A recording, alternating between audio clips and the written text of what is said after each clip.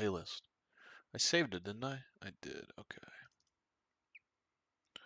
We got this going. We got. I gotta find the actual. Let's see. Wait. Where's the thumbnail? Cringe. Oh, wait. It's there. Huh. That's weird. Well, you know what? I attempted. And that's all that matters. Then I tried to do it the proper way. And if you ask me, that's pretty chill. Do it the proper way. Okay. Mute this. Let's get this shit going. But that's alright. If anybody's here right now, give me 1 second. Well, why won't it show up?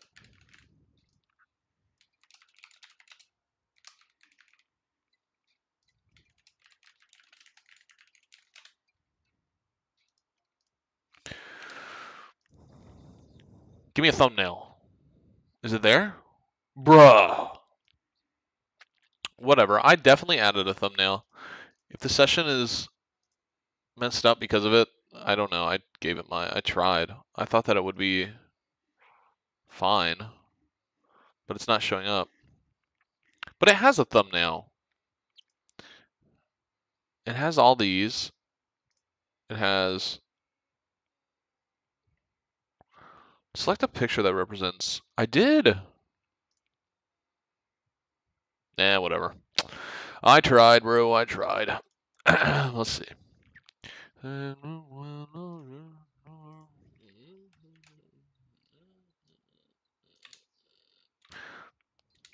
Let's see. Wait.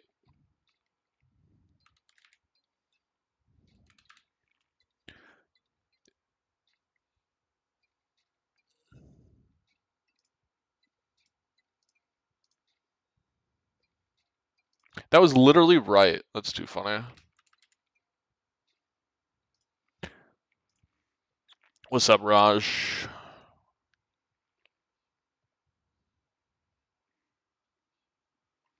All right. We are good. Let's do this now. Tweeted and deleted.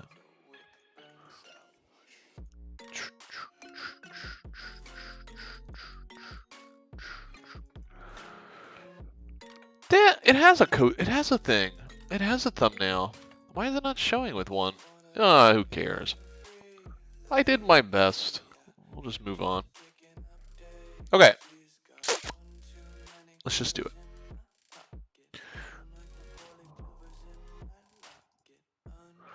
All right. Yo, Peepo, join the duo channel in my Discord.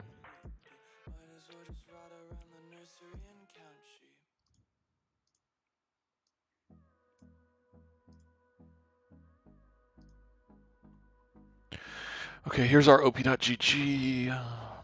Notepad up. Mouse about to die, but that's okay. 25% is more than enough for this.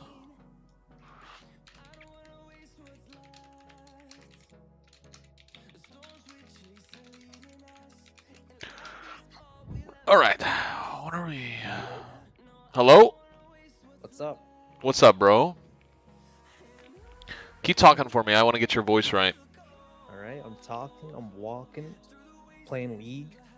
Yeah, we're gonna boost your voice up a bit here. Okay, I think we're good now. How you doing this morning? Been alright. I won my first game of the day. We love to see it, so we're warmed up and got a little warm up in. We love it. Perfecto. I'm still figuring out this YouTube streaming shit. I thought I added like a thumbnail and tags because Second's asleep, and I think I did it, but I don't really know. I mean, it doesn't really. It kind of matters, not really. It's like how many people see it when it's live, but regardless. Okay, hold on. I see the tags. I see all the tags on the stream. You do? I don't know. I'm learning. This is what the 5th YouTube stream. 5th, I think. So we're getting somewhere. Okay, let's do this first. Let me look at this. Okay. So is this the account that you play the majority of your games on? Yep. And this is Fiora specific coaching, yes? Yep. Okay, so we're only going to look at that then.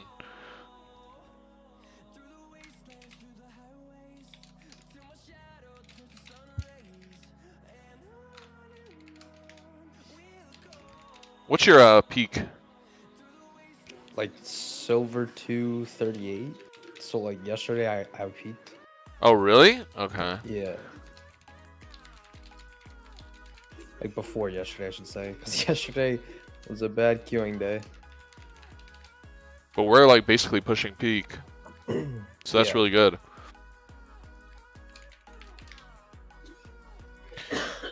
Let's see. Okay. What is your preseason goals? Like, what do you want to accomplish before season 13 begins? Honestly, like how many more days are left? Like what, like A a week or two? Hold on, I'll tell you. About 3 weeks, 3.5, 3 weeks? 3 weeks. Yeah. I mean, I wanted to at least get to gold promos. Gold promos.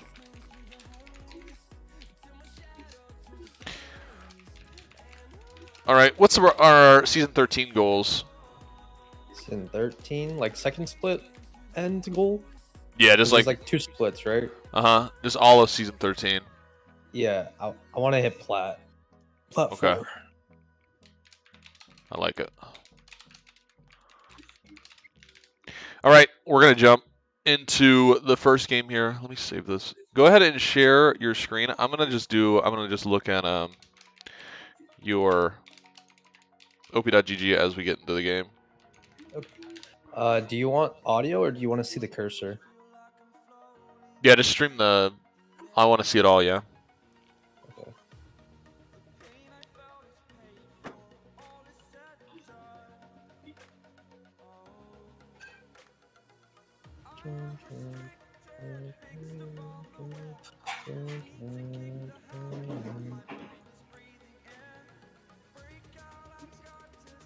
And I want to look at this still.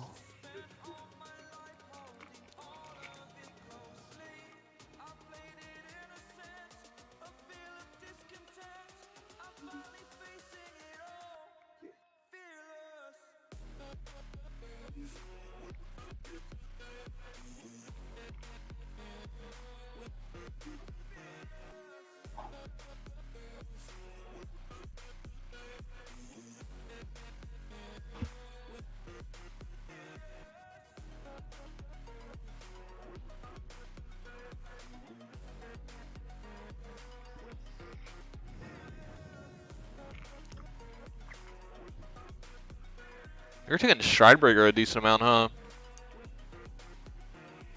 Who, me? Yeah. I took it because of the matchups. And like because you said like range, like it's either like Bork or Stride to like actually get to them. Or like What about this one? Tryndamere. What about the one where you played against Nasus? The Nasus one? There's I did two. that. There's 2 Nasus ones where you went Stride Bork. Yeah, so I just did the Stride Bork route because they usually take Ghost, and I didn't want to take Ghost, so I went Stride to like slow them down. And then I went PTA. I don't know if that's good or not. No, I think you're gonna need Divine and the Nasus. I see the enemy team is like fast and all, but I don't really think that, like in this game, for example, I don't think it's your job to play Assassin when you have Kindred, Kog'Maw, and Jinx. Mm-hmm. You know what I mean? Yeah. And then in this game, Warwick, Zed, Jhin. I think Divine and just making sure that you win split are better in those games. I mean, we'll talk about all this stuff a lot. Like, we'll just do it. I'm just like kind of looking over and just asking, you know? Mm-hmm. This is standard. What runes are we taking? Usually I just run these like default, but if I go into like a Garen and I know I'm gonna be running Divine, I just take Grasp. I don't like Revitalize that much. I think you get more value out of Overgrowth. If we think about Revitalize versus Overgrowth, right? Think about, okay, let's say 20 minutes into the game and you're getting 150 HP perma. Every time you spawn, you're getting an extra 150 HP. I don't think that Revitalize is going to... Let me sign in. I want to see... Do you have me added on League? I want to see the actual... Actually, while you're in queue, how about you go look at your games, your Revitalize games, and show me how much damage is... Oh, you're already in queue. Shit. What are we doing here? Oh, Run Ignite. Okay. Run Ignite, let me see runes. Do we want to go Conquer here? Yeah, we can go Conquer, that's fine. Second Wind is good, Overgrowth is good. Yeah, alright, we're fine. What's the skin we running? What's the OP skin? I have every single one. Let's do Bewitching.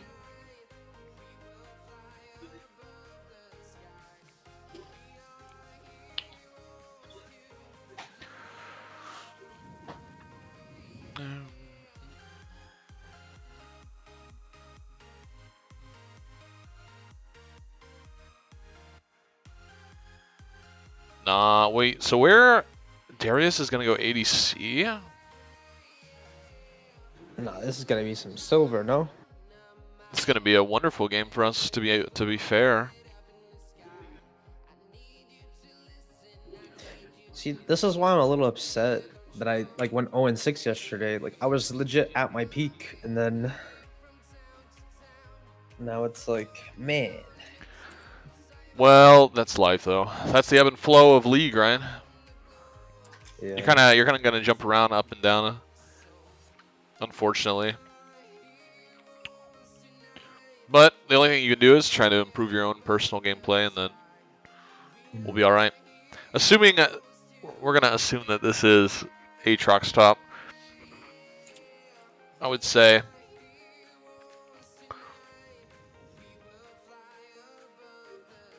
I really thought it was Darius, and that's why we went second win, but ideally we would want to take Doran's Blade, but this is fine. A little bit of inting. No, I don't. It's too late now, I think. Yeah. All right.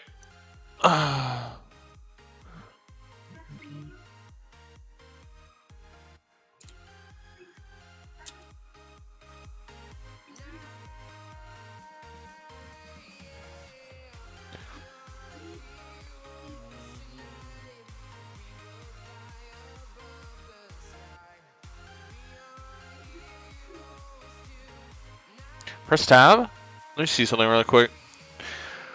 Movement Fiora. You guys do not win the 2v2. That's for sure. Okay. What the fuck? Front-facing vitals, we try to take those trades, especially early. Just because he doesn't do a lot of damage at level 1 at all. I mean, like, your vitals basically will do the same as getting hit with a sweet spot.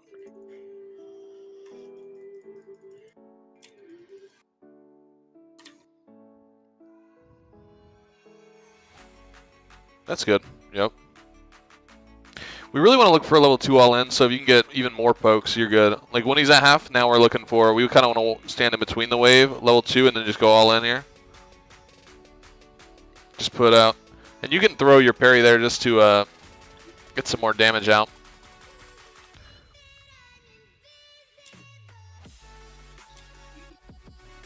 Perfect. But just keep in mind that you are a Nocturne started bot, right? And you guys most likely do not win the 2v2. Building up a large wave like this is really good because it gives you like defense, right?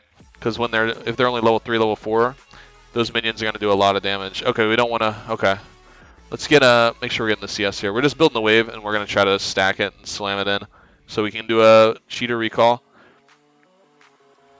Be very wary of one more wave, by the way. Be very wary of using your parry like that, especially when we're on a gank timer here with Nocturne.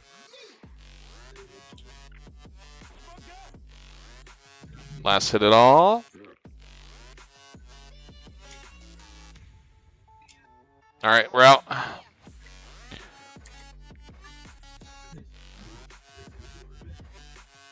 Let's get a longsword and get a refillable. Oh, I get So that. yeah, sell the potion. I want you to walk through jungle because you're gonna put a ward in tri-bush when you come back. An enemy try. Okay. And also, you might be able to get into this fight here.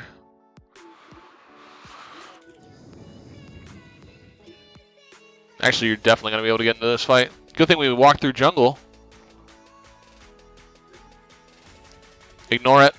Try, go ward tri-bush now. Ooh, ooh. Parry. Nice. Q over the wall. Ignite, ignite, ignite.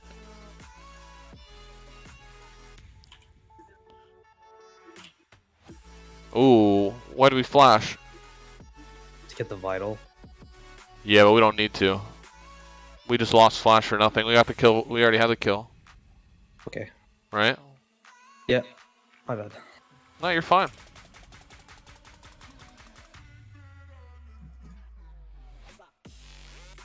We kind of want to cut this down. If we can cut this down without taking HP, that'd be great. So we definitely want to be hitting these. We don't want this to hit the tower. That's your challenge. Don't let this hit the tower. So start auto and using abilities to get this cut down.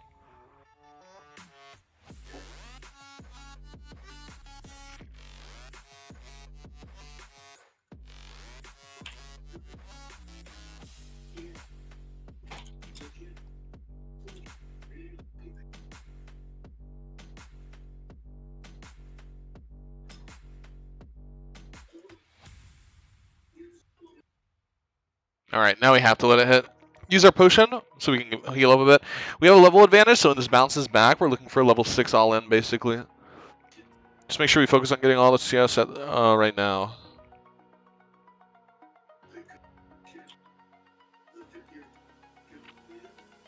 If he does try to, like, E forward, if he ever E's forward, that's your green light. If he E's forward to Q you,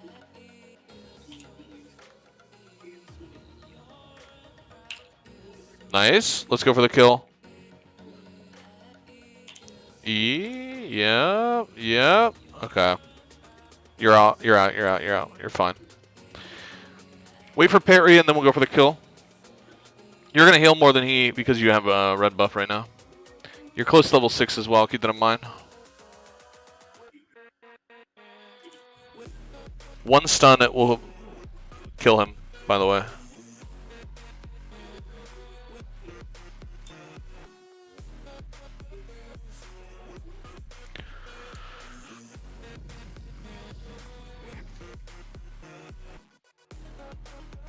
This is fine too if we're just gonna...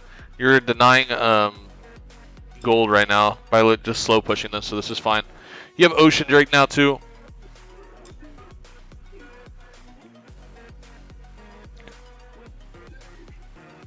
Last hit. We'll get this into the tower.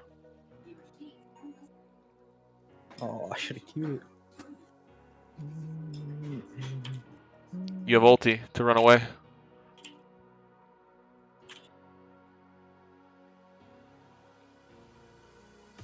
Alright, let's go get Whip.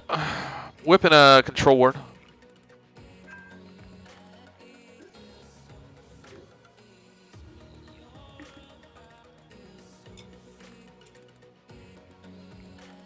Bro, why is my... I need to take some ibuprofen or something, what the fuck? Right now we're doing well. And we didn't even talk about the build, but Gorginger is really good here. Since they have three melees, we can prioritize ability haste as well here, because we can use our mobility to get away. And ideally, you know, perfect world, 2 parries in 1 fight. So if the wave is like stacked like this, should I just try to shove it under? Yeah. But this guy's like, I mean, you have Ignite. if you were to ever like slide parry, even if you have to take a tower shot or two and you ignite him quickly, you could get the kill. You need to like try to Q him and make sure he doesn't have bone plating up though.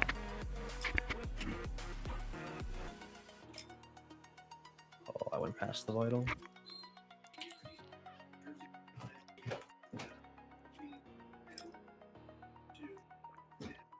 You have your whip too. When you walk up like that, you can just use your whip to proc a vital.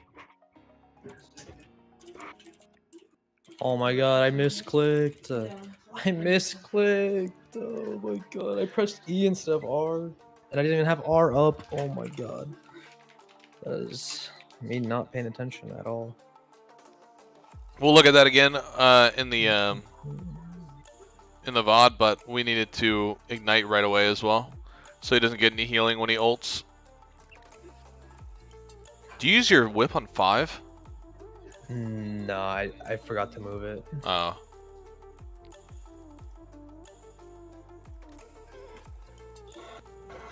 Man.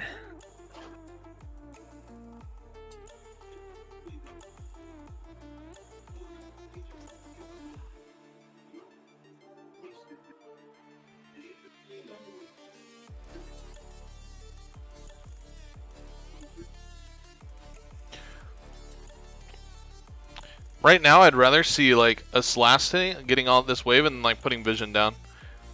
So like one down here and one in Tribush, and then also looking at our map too, because these guys are fighting right here. Kind of want to know what's going on. Okay, you're good.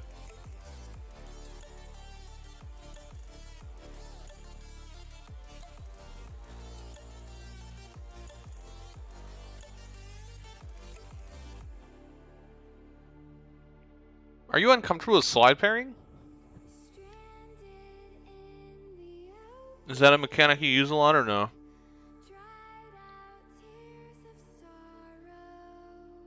Hello? Oh, my bad. My mic was muted. I said, usually I'm just, like slide parrying when it's like into a kill. Like I don't usually like do it to start off.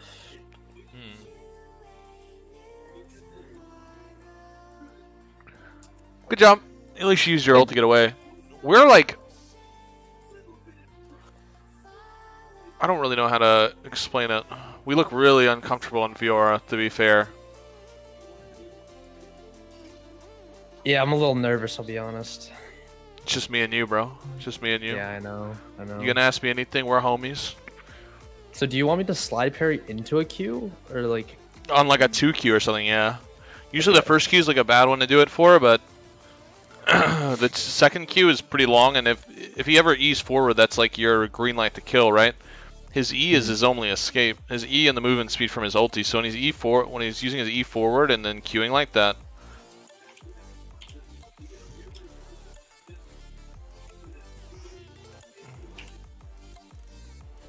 you do not win this.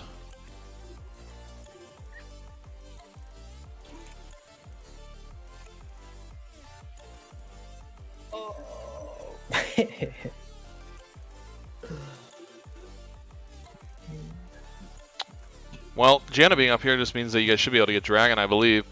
They should be able to get that at least, so that's nice. Unless it gets stolen. I assume that they'll be able to get it, though.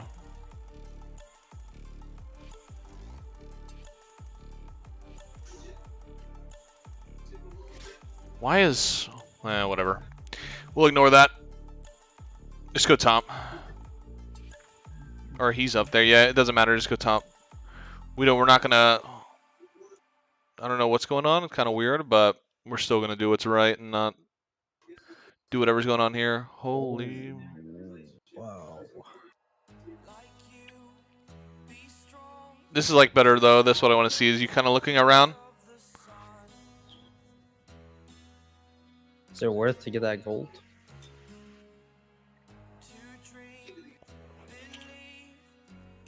To get what? I said, is it worth to get that ward gold? Yeah, you can walk down and get it.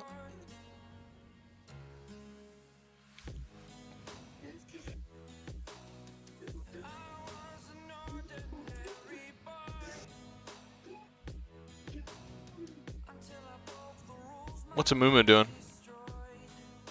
Keep in mind, okay. Whenever Rift Herald's being taken, it's very important for us to walk down and just auto-attack it. At this point, we kind of like have set it the way where we can't.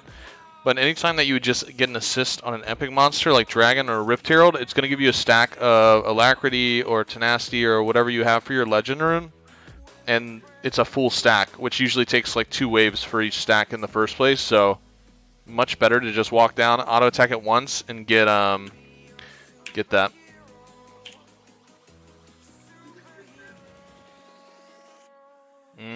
Okay, pay attention to that when he's E'ing forward. When he E's forward to Q you, he's dead if you get the parry. He's doing it, he's like just like, he wants to die. He's kind of just like throwing himself at you over and over again. This next one, if he E's forward, yep, okay, ult. Okay, slow, make sure you hit all the vitals, yep. Now finish the kill, don't run away. Get ready to dodge this, yep, okay. I should have popped a pod.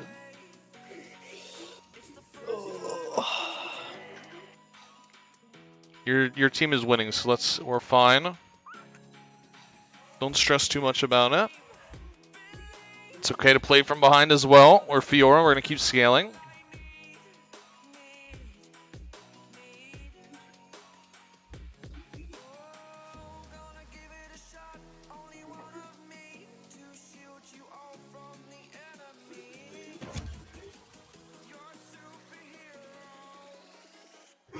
Thank you for watching. Just so we're watching what's going on the map as well. Alright, Aatrox is there. That gives us a little bit of opportunity here to go grab some minions, catch up a little bit, get some gold. No objectives on the map to worry about. This fight is pointless. There's really no reason to be here. It does nothing for the team.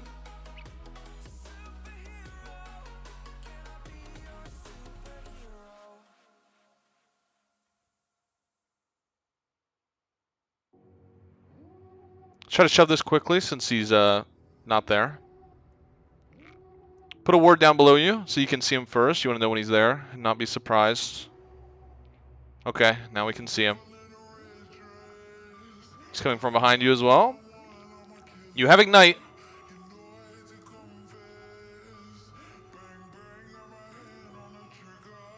Okay.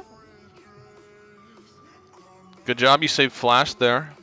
There we go. Let's shove this and let's get some next wave and get some turret damage here. I'm not sure if we can get the tower, but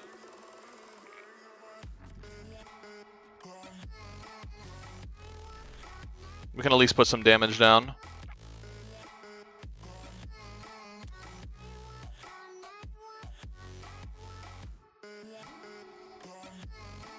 This will give us Gore Drinker as well. We have Gore Drinker right now.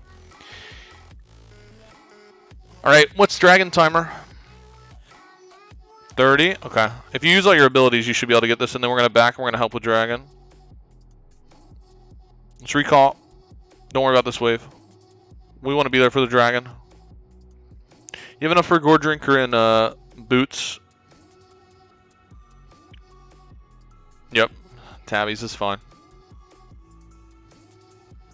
Let's roll. Losing top tower here, really not a big deal. Dragon more important.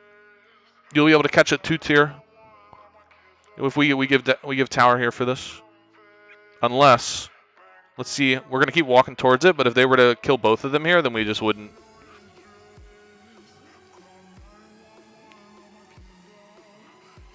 Might be able to catch Vel'Koz rotating down if he doesn't have vision here.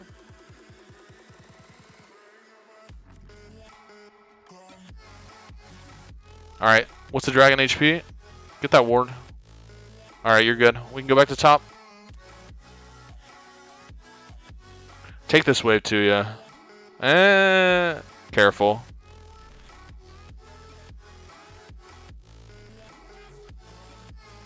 Watch Lux. Lux might get a stun. Okay. Let's go top. You have a ward. Let's make sure we're using it somewhere like below it. Yeah. That's good. That's fine.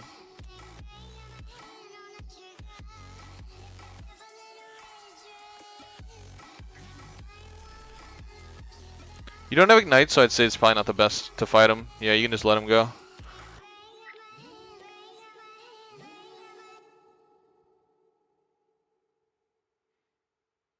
We really want to try and wait until we have 1,200 gold to back. Aatrox is responding to Nyla, so let's go ahead and push this, but make sure we're also focusing on last hitting. Get as much gold as possible. We want this wave to hit the tower while they're fighting down here.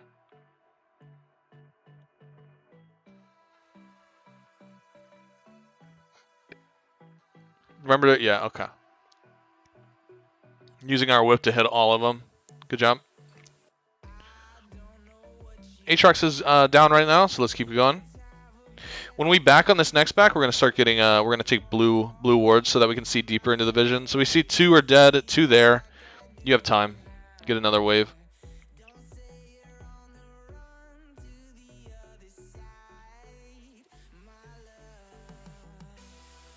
All right, that's fine. Sorry, I was talking, but I forgot my dogs were barking, so I muted. You're good. We'll go pickaxe, and there's really no reason to go anywhere else but top. Get a get a control ward, and then get blue wards. Blue ward, control ward. Back to top. Oh yeah, I didn't even hit the turret. It did that much damage with that wave. Yep, it was a big wave. But it's okay to leave it like that because you're denying a lot of CS. When gold and XP just goes to the void like that, it's really good. Because nobody on their team's getting it. Aatrox is definitely rotating down to this, so I'd walk over. He doesn't really need it. Yeah, he's going to be fine getting that. If you're going to go over this fight, you need to pick a target and go on.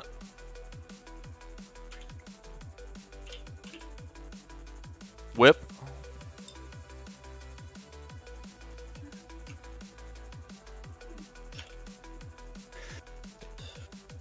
There you go. Back to top. Let's go. Let's push this wave. 2 are gone.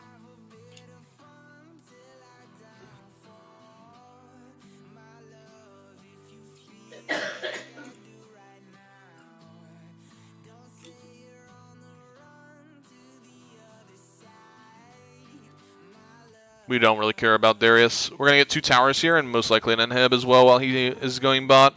As long as he doesn't get like the inhib like our base tower, we're fine. And Nyla's backing anyways, so.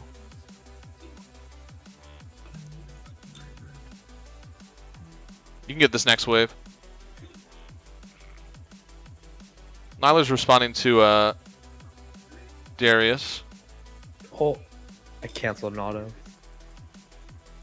Oh, we could probably end, right? Yeah, but get this tower. Get this tower, it's fine. We're going to play the game the right way. This is silver. Games get thrown far too easily. We need to do what is proper. We'll leave. We're going to get Tiamat and Warhammer. There's not enough damage without Nyla to do this. This is trolling. Don't follow this play. I would ping them off of it, to be honest. Should we sell a... You can sell control ward, it's fine. They're trolling. Gosh. What are they? Let's see. Yeah, it's just going to take forever to do it. I mean, you can walk up there. I mean, if enemy team just refuses to respond. But this is really just trolling.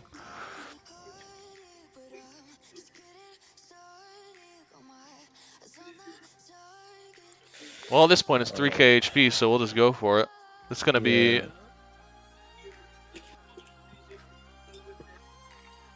let's work our way down to Dragon.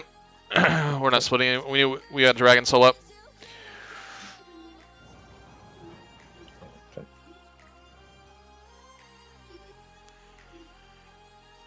Should I push out this mid since it's bouncing? Nope, you got super minions. They have to do that. Okay. You're looking for a pick. There's your pick, right? You'll get this guy.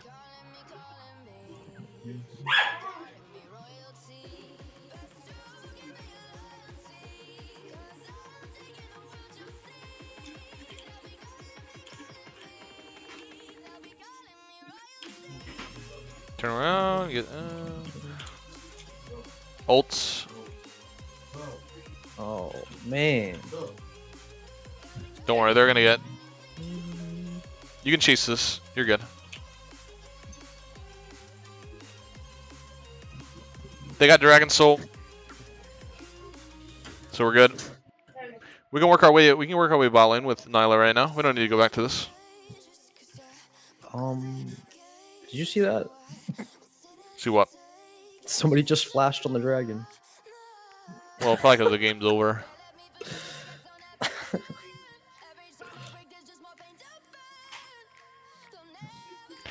We can probably just go for the end here. If they are stopping you, they're stonewalling wave, you just go to the top inhib. And you get that.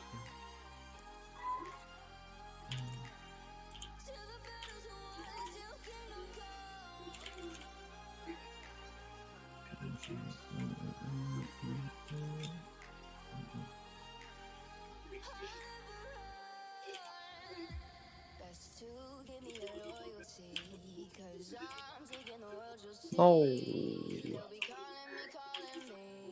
GG.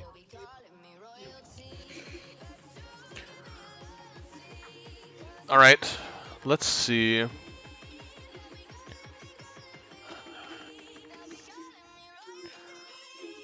me sign in. Do I have you added on my main account? The TTV? Yeah. Yeah, you should. Okay. I'm gonna turn this off. We definitely have a decent amount. Well, really, we have a lot to talk about for the VOD, so. But this gives you a chance to, like, you know, chill out a bit while we go through this, because I want to definitely see improvement for the next game. Since I'm sharing my full screen and I only have one screen, I'm gonna like. Yeah, I don't need to watch. Yeah, I don't need to see.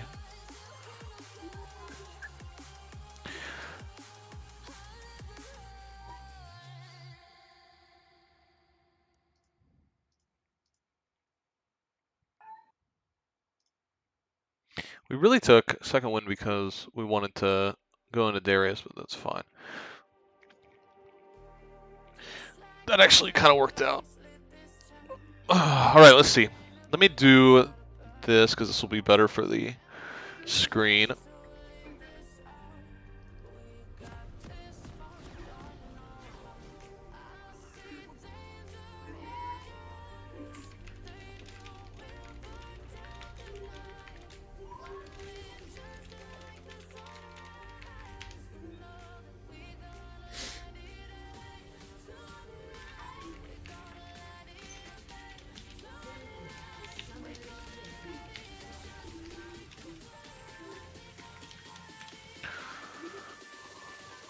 Okay, so the first thing we're kind of like looking at when we go into this game is obviously now, especially in like lower elos, this is Fiora favored, especially if we take Ignite, just because, you know, it's, I'm assuming this Aatrox isn't going to be able to play against the Fiora lane very well. The higher you climb, Aatrox does get a little bit harder to play into, but this is our advantage for sure. So we definitely want to have confidence. We want to be able to trade, but we also want to know where jungler is. So typically, I mean, obviously, we can tell that jungler's starting from down here when we see that Darius and Janna walk to the wave, and also we see all the fighting that happened early in the game as well. But that means that we need to look out for like a gank at 3:15, 3:20. It's probably gonna be a little bit of a slower clear time since it is since it's silver. As you, like, obviously as you climb, you're gonna have to expect that gank sooner and sooner. But with this, right, we're just gaining information by watching all this happen. They lose Darius, so it's a little bit less of a leash, so we can expect a gank around 3:15, 3:20. So we have two options, which one is to just completely crash the wave and get a cheater recall and come back to lane with an advantage while keeping Aatrox in the lane, or we can go for like a level 2 all in, which that opportunity was definitely here. So the biggest thing in the Aatrox lane is the E. The E is the biggest thing. It's pretty similar to the Riven lane, where that's her main getaway or her main escape. Also, it's a way for him to dodge the parry if you're able to stun him. So if he's E'ing forward, anytime Aatrox E's forward, he should die. Like, essentially, if he's EQ forward, he should die. He should take major damage or just lose for that. So that's kind of the thing we're looking for. Definitely want to take trades in the level 1 because you can use your mobility from the movement speed on vitals to actually dodge the Q. Level 1, he doesn't really do a lot of damage. Like, this was fine. That's a good trade because you get two vitals instead of just standing there and autoing. That's good. And this was good as well. But right when you like hit that, you need to be like thinking about your level 2 here and like wrapping back around. And you want to be standing in between the wave so that when you hit level 2, you can kind of just go in. So ideally in this situation right here, if we wanted to play it properly, what we're looking to do is hit level 2, chunk him up even more, use our ignite, crash this wave, and dive him under the tower. Okay. Because he's got like nothing basically. So imagine we're posturing in between, we're waiting for our level 2, and then we would hit level 2 and Q right at him. This would allow a Q and an auto attack. We would just ignite him just because it's going to do the damage. We would use our parry, and this is going to take him down to about 200 HP. Now we build this wave up really slowly, and we stand all the way in front of it so that he has no choice. If he recalls, that's awesome because he doesn't have TP. Then we can shove this wave for free and just back. So and by the time we need ignite again, it's a very short cooldown, 180 seconds. I mean, we're going to have it back in 3 minutes anyways. There's nothing wrong with using your ignite to set up a dive and just getting the damage out right away. So using ignite, our Q and our W there would set us up for a dive. Either he would probably be sitting at about 150 HP, I'd say, 150, which means we can set ourselves up for a solo dive. And assuming that we would complete the dive and he would lose a wave and a half of XP this early into the game, and gold as well, it would give us a permanent advantage as long as we played the game properly throughout.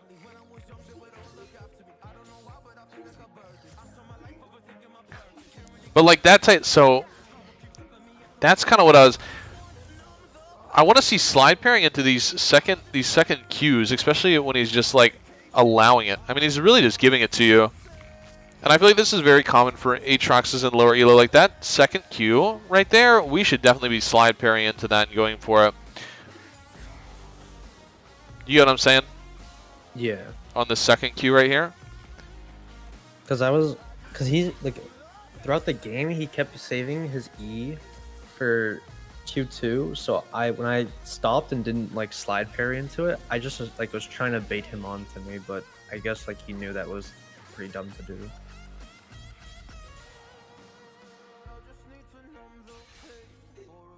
So this was fine. We got all this. We grab this massive wave, and then we get out of here.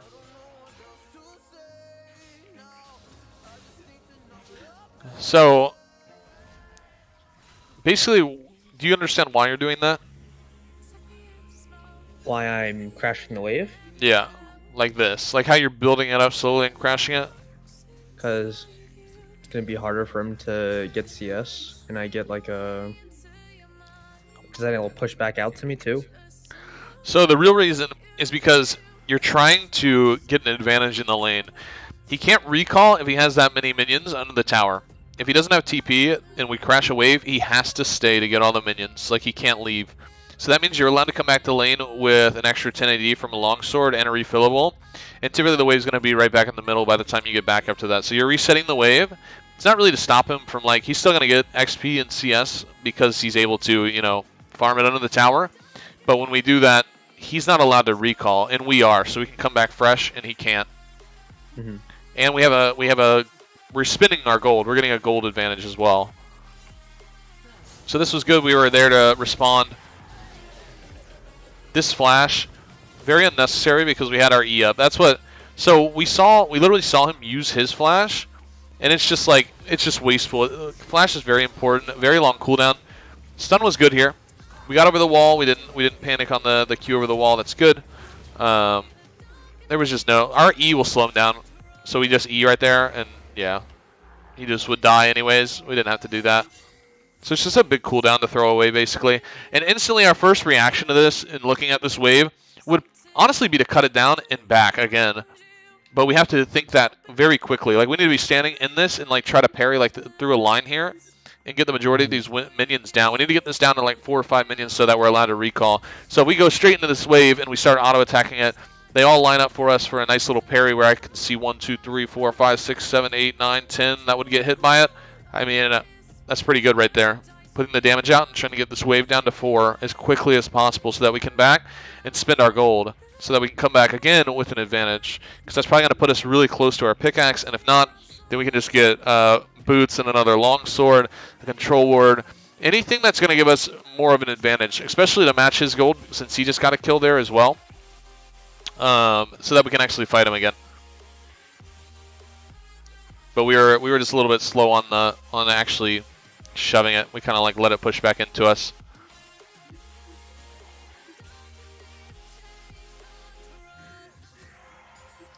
Yeah, I wasted a lot of time.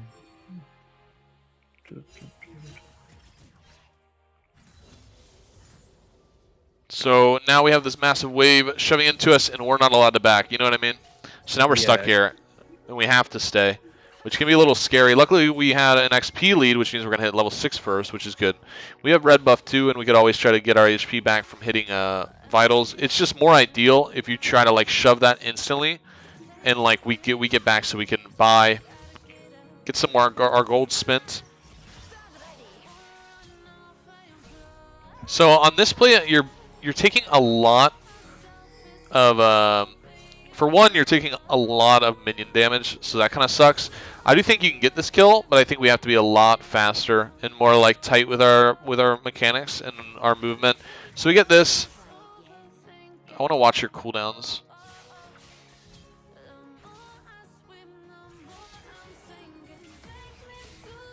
Yeah, it's just like, okay.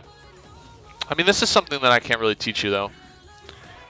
But if I'm watching this again, Vital's good. Walk down, hit that. Yep, there's your auto cancel. Your E is just kind of sitting up. We need to auto E way faster than that. Like, it doesn't seem like a lot, but then we use a really long Q here as well. That just like puts us away from him. That doesn't allow us to actually finish the kill. You know what I mean? The Q's too long on the bottom vital, and it sets you up so that you're no longer in position. Which at this moment, this is fine because we have red buff and we're gonna heal more than he is. But we have parry up in 4, and we're just looking for any type of stun opportunity. Especially with you knowing, like, ideally you'd be postured like here and be ready for this. Your parry is now up. You have red buff. He does not have his bone plating because we just fought him and we saw that it's down. We would just be going for this vital and auto. You would Q auto and then just W and he's dead. Like that's kind of it. Especially with level 6 coming up too. And it would have been, it was hindsight A&D, but it would have been a lot easier to get this kill if I didn't waste flash. True. But another thing too is like I didn't see this at level 2 and I didn't see it at level 6 either. You really need to be aware and paying attention to your XP, your XP meter. Really need to be watching that. Like we need to be postured in front and be playing for level advantages, especially on Fiora where any type of lead we get, we're trying to snowball, right? If you know that you're going to level up on next minion, like be postured for it. Have your finger on the shift button and be ready to level up that ability and go in. Those level ups are just so massive. So we're at what, 128 HP. You get a level up and now you're at 224. Right? And you get the AD, you get the armor, you get it all. And especially for this level 6 cuz you just hit level 6, so you have your ulti.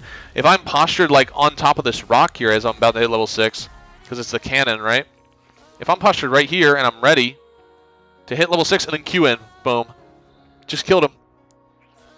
Just killed him right there, right? Yeah. Because I'm ready, I know that I'm about to hit level 6. I know that he's not. I don't have any minions that are close to dying, so I'm not worried about if he's going to hit level 6 or not, because I've been keeping track of his too. Right when I hit that E right there, I walked forward, and then I used my Q, right? We walk forward in front of this cannon. We auto behind us, and we're going to get an auto attack cancel with our Q anyways. We auto behind us, shift our Q forward while we're doing that. Get the auto attack. We can R him if we'd like, which will give us the movement speed to dodge his Qs if we do mess up and it doesn't end up killing him and he's got like 50 HP left or something like that. We just really need to take advantage of the little things like that in the lane because that's gonna be what puts us ahead. That makes sense.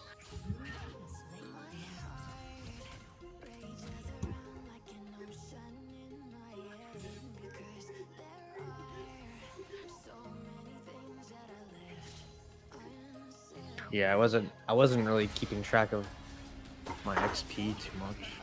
Like, even though you were saying it, I still like wasn't paying attention to it. By the way, that's fine. Using ulti to run away is actually really OP. People just forget to do it all the time. don't realize that it's like a mechanic that you can use on Fiora. You know what I mean? So this was like, I think you said that you just forgot to change where your whip was, because we definitely could have. So in like these scenarios when we're looking to all in or like try to get a dive or something like that, really need to like proc this guy's bone plating, and we can just walk up and use our whip, like whip right there would have just proc the vital. You know what I mean? Mm-hmm. Need to take advantage of the items we're using with their actives.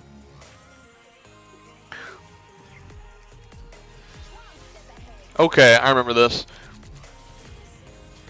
This is just, we can get this if we're way faster with it, right?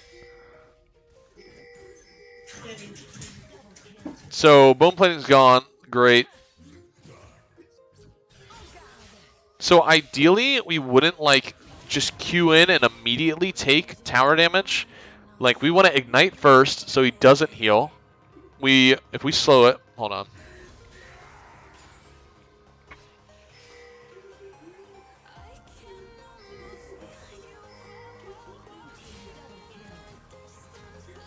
Yeah, I completely, like, as soon as I went in and went to press ignite, I misclicked my E, and then after I misclicked E, I tried to ignite again, and I'm pressing R, like, bro, like, my fingers legit, like, I had a brain fart. It was bad.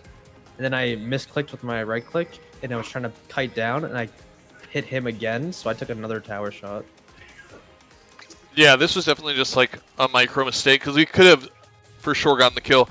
I mean, right when you get the, okay, right when we get the stun, we would ignite now, Q, auto, E, and then E again for the crit damage, and then we would Q down out with the, hit the last vital, get the auto attack, and he would be dead. But since we waited too long to ignite him, he was able to get a lot of HP back. Because we have to keep in mind how much that increases his Omnivamp, right? Increases self-healing by 25% for the duration. So just like one auto attack along with his passive is going to basically just heal him for like 150. But if he's ignited, it's going to be a lot less. So I mean, the kill is definitely possible there. We just, yeah.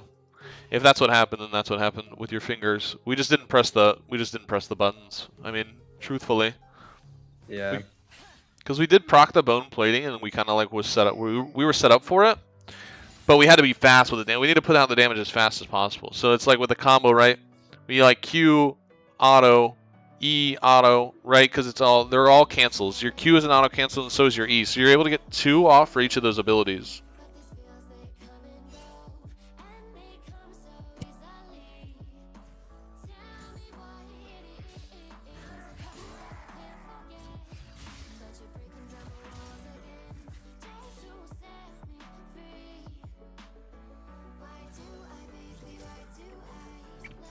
But you see how he was just playing so aggro, just throwing his E forward every time? That is exactly what you're looking for in the Aatrox lane, is that.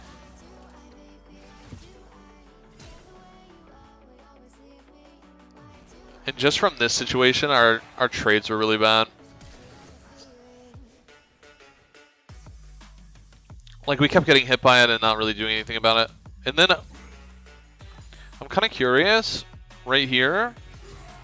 I know there's a slight delay, but I'm kind of curious right here what the thought process was on this trade.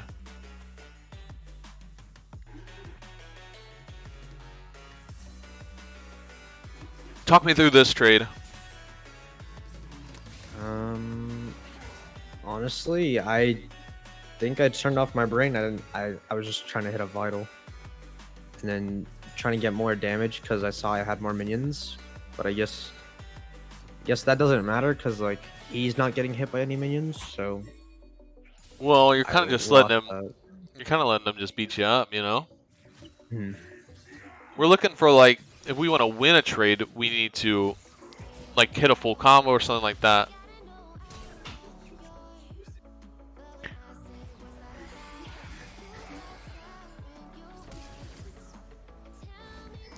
Like you said though, you were feeling a little nervous on the first game, so I'm sure we can chalk up a lot of the or at least a few of the micro plays, like the mechanics, and we can give it to that.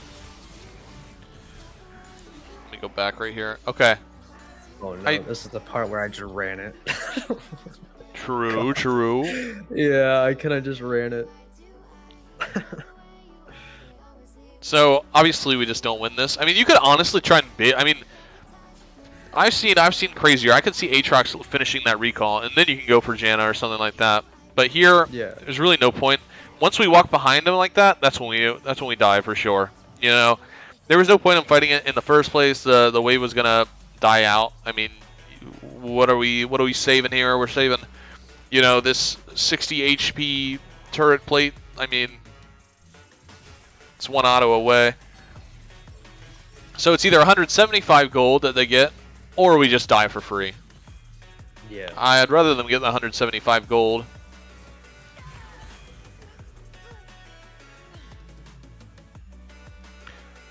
But I think we die one more time and then we like kind of bounce back. Now obviously, you know, this is troll that Alistar and Janna are up there, whatever. This guy pushes your wave, kind of sucks, yeah.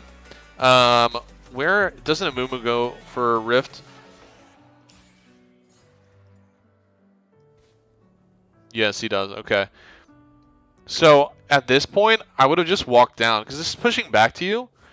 And so we need to pay attention to what's going on the map. This is already pushing back to you slowly. I'd rather go and get my tenacity or my legend, my alacrity. So let's see. You're at 3 out of 10 stacks at 13 minutes. That's really bad, to be completely honest. So basically what I'm trying to tell you when you're attacking like epic monsters is that all you have to do is assist. Like you don't really have to sit there and help them kill it. You just need to auto attack it once so that you get the assist. And then you get a full stack here. Now, then you would have total attack speed added 4 out of 10 instead of 3 out of 10. So that's a big thing with anytime your jungler is getting the Rift Herald. It really is ideal for you to walk down and hit that, which can be massive for like if you're ever taking like Bloodline or Tenacity, which take forever to stack, like actually forever to stack. This right here is gonna, for one stack, is gonna take you 2 waves of making sure that you get all the minions. When I can just walk down and just get it for free from attacking this thing one time, it's worth it to lose 2 minions to get a full stack on Alacrity. It's just something that you don't really think about, but it's very good.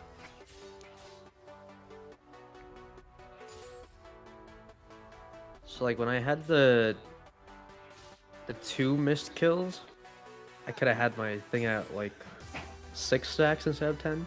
Would that be better than? Well, obviously it's better than 3, but what's the average of like stacking to like the legend? With this legend, it's the easiest one to stack. This thing should be done by 20 minutes, 100%. Okay.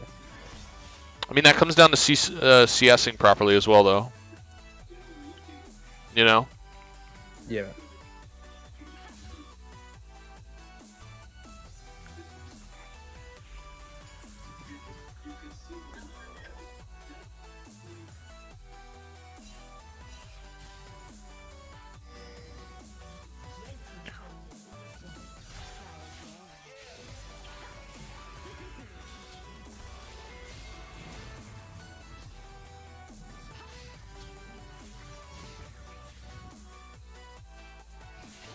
So, with this play, you kind of just stopped putting out damage.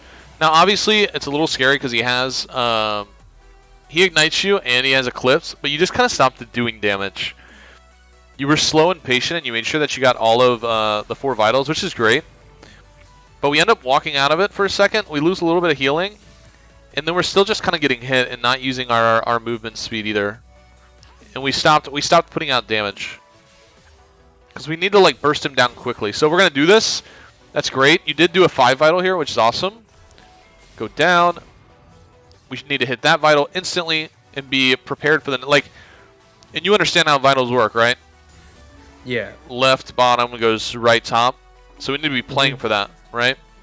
So we just stopped putting out damage. When we're fully stacked on Conquer as well, like, okay, next vital up.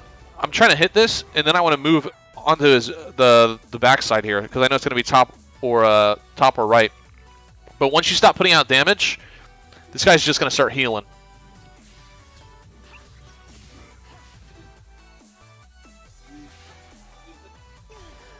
And so we kind of just lose it because of that.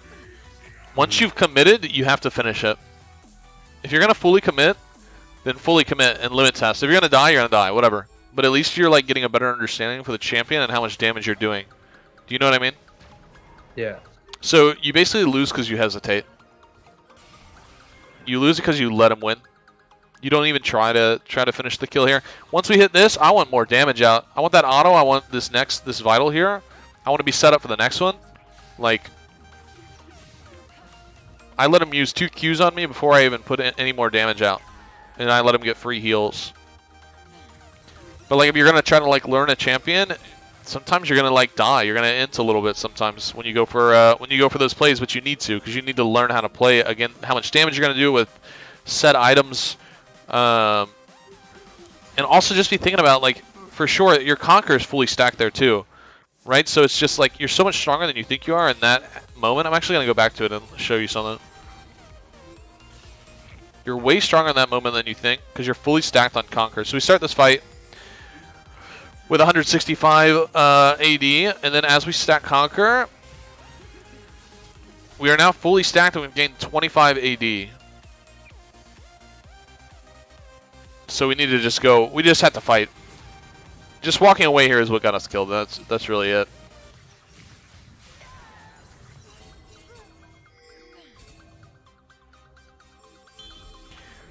Aatrox roams and we take advantage of it. That's great. This is actually a really good thing to do and not get caught up in this BS that's happening middle. Like, we don't need to be there. If there's nothing to fight for, if there's no dragon and there's no Rift Herald and, you know, both teams are A-ramming mid, it's cringe. That's how teams throw. That's how leads get thrown. You don't A-ram mid. We play for the objective always. Put the ward down so we can see him. Perfect.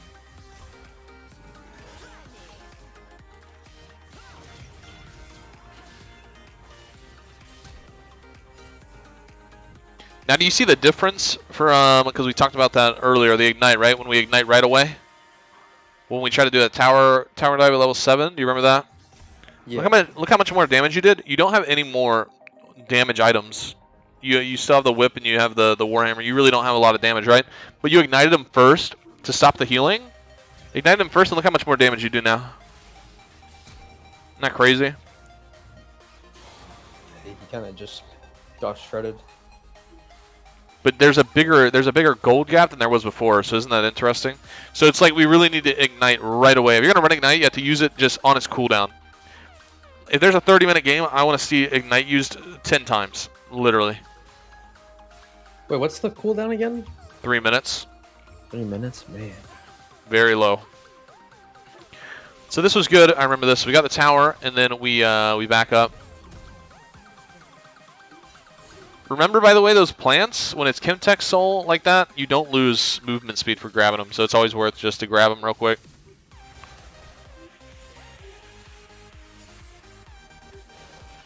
So we were there for the dragon. That's fine for us to give up top tower for the dragon, especially when we have 2. Because Dragon Soul is always a win con, right? Dragon Soul increases win rate no matter what it is to like 85 to 90%. So playing for Soul is always huge. We have the opportunity to walk down there. So we did, which is great. We want to put a ward somewhere, which we do, and we walk back up. So that's good. And it's totally fine for him to recall there. And once we see him bot lane responding, that's when we just completely push this. So this was good, like macro play here. This is what we wanted to do. And we could definitely put damage on this tower, but it really doesn't matter. So backing is fine. Damaging is fine. Either way. I mean, you could damn near probably have gotten that tower, but it's safer to back, so that's fine as well. Oh, slow that down. Okay, when you're going into a fight like this, you need to have a target, and you need to use your ulti right away. Like, instantly. So whoever you're going for, we need to just ult them. So you picked Nocturne, that's fine, but you need to, he should already be ulted. Ulting him that late is just kind of a waste, you know? Like as soon as I go in, just ult. Oh yeah. Okay.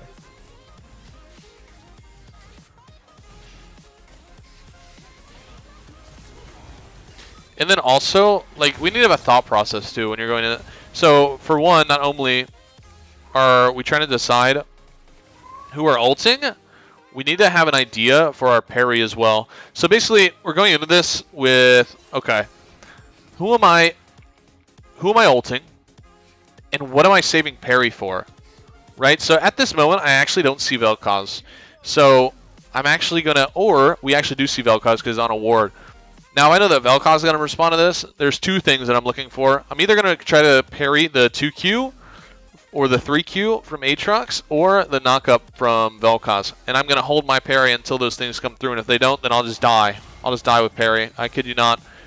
I'll use it as a last resort, but I have certain things that I'm going into a fight that I want to parry. And if I don't get those, then I'm going to hold it until they come back.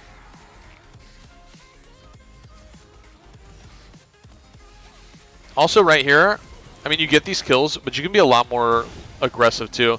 So this guy, if we would have just ulted him right away, he wouldn't have gotten this far away. But you have your Gore Drinker here, and like we're looking to set up, we're kind of thinking, if we're going to run Gore Drinker, then we need to be thinking about what's the most ideal way to fight and try to get the most value out of it as possible.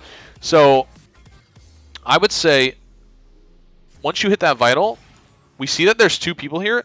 If you Q like forward instead of like diagonal, these are little things, I mean, but that's what Fiora is all about. If you Q just straight, hit this vital with your Q, move forward and use your Gore Drinker, you're going to not only hit his vital, you're now going to be repositioned for both of these vitals to come on the right or the top side, and you're going to be set up on this side.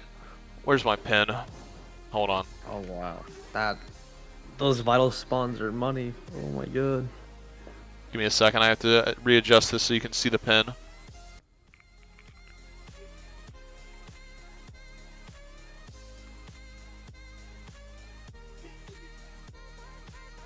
Okay, now you can see it. So obviously, this Q is bad, right? I don't want this to be that big, by the way. What the fuck? Hold on.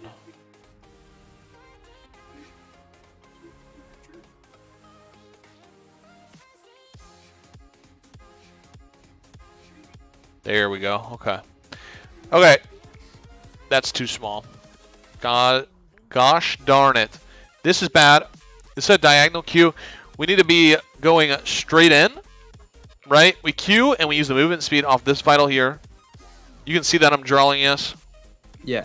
Which is going to allow us to make a move closer to him, where I want to use my Gore Drinker, proc that vital. So not only am I getting two people's worth of healing from the Gore Drinker, but I'm also going to hit a vital as well, which is going to give me another 77 HP. But not only that, now am I set up on the right side of Aatrox, and I can use the movement speed from Vel'Koz to actually reposition myself again, get into this bush, and playing the bush a little bit if they don't have vision is going to make it harder for them to hit their skill shots, their abilities. But not only that, but both these vitals are spawning here and here, one of the two. So I can start looking to just bounce off these vitals and play off the next ones that are coming from here. My team is already collapsing from here, and my team is collapsing from here. Now, obviously, you win this fight, which is great, but like it's something, what if you didn't win it, right? This could be a game changer if you play like that instead. It's better to play aggressive and get full value out of our Gore Drinker, especially if we're going to go Gore Drinker. Okay. Makes sense? Yeah, that makes sense. Also, Vel'Koz doesn't get away there if we do that, because he's able to just walk away. Mm.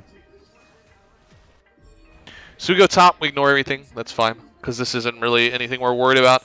By you going top and not just going mid with them, you're actually creating more pressure because they don't need you there. You're not going to really help them do anything. Going top here is way better so that we put pressure on multiple waves instead of just one. Imagine like the enemy team is bleeding out and we're just turning on the faucet even higher, right? Yeah. By adding multiple levels of pressure to it. So this is good. And we can get the next wave and just recall. We can get the next wave because we're allowed to, because our team is obviously fighting here. We know nobody's going to respond to us. Nyla went back to respond to Darius, and we can basically go up and get this tower as well.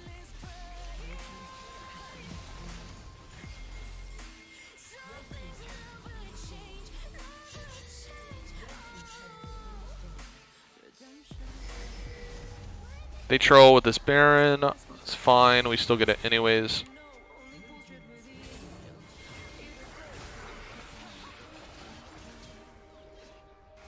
So obviously, okay, in this position here where you were saying like, should I push out mid? Our only goal here is really to get a pick. So even if Darius wasn't there, we're Fiora and we can really take one person out of the fight really quickly. I would have much preferred us. Now imagining that I still have my control ward, I would have much rather us go into like this bush or this bush and kind of look for somebody who's walking through, try to get a fast 4 and just take them out of the fight. Whether that be actually getting the kill or making them be so low on HP that they have to back. Because I just want a man advantage. That's all I really care about. And I'm Fiora with ulti. I'm probably not going to die. And if I mess up, I'll probably be able to get away. So, but ideally, we're Fiora. There's basically a 90% chance that we're going to be fine and be able to ambush somebody in a bush who's walking and not expecting it, right? Especially in these lower elos, vision is not really... People don't really use vision. So we can get away with being sneaky like that very often. We get this kill. This. Game's basically over at this point. So basically, what I've noticed from this game, and obviously I know that you said that it was more, you know, just being a little nervous. I don't think, I'm going to be honest, I don't know if we're ready to be using whip. Okay. And that's like no like flame or anything like that. It's more that I know that Divine is going to have an extremely more value regardless of Conquer or Grasp. And I was looking at your OP.GG as well. The games where you go Divine, you actually do a lot better than the games where you go Whip. I don't know if you've noticed that, but if you go and look, you can actually see it for yourself. Yeah. Your Divine I games? took a break from Whip for a while. Yeah. Because that's when you, like, back in the last season when I was playing Fiora, I was doing the Gore into Rav into Mana Immune. Uh-huh. And, like, obviously that build was really good, so I was doing well. But, I don't know, I stopped, like, prioritizing my whip and started trying the Divine build, and it's a lot easier to not keep track of whipping, I'll be honest. Yeah. Divine is definitely... Divine, for one, is probably the best mythic on Fiora, obviously. Now, you know, most people aren't going to have the most fun with it. Or you could say, like, quote-unquote, just because there's a little bit more, what's the word? There's more of a skill cap ceiling when you take any type of whip like Strider Gorge, just because it is a little bit harder to use, and you can proc vitals with it. But just from that game, and like I said, this isn't like Flame, and this isn't like me watching and whatever. It's just like what I saw from that game. I just didn't see you get any value out of the whip, out of the Gore Drinker to make it more valuable than Divine. Divine would have been better for the way that you played that game. Divine just would have overall been better. I think I saw you use the whip one time when you used it on ulti for Aatrox. So here's what we're going to do.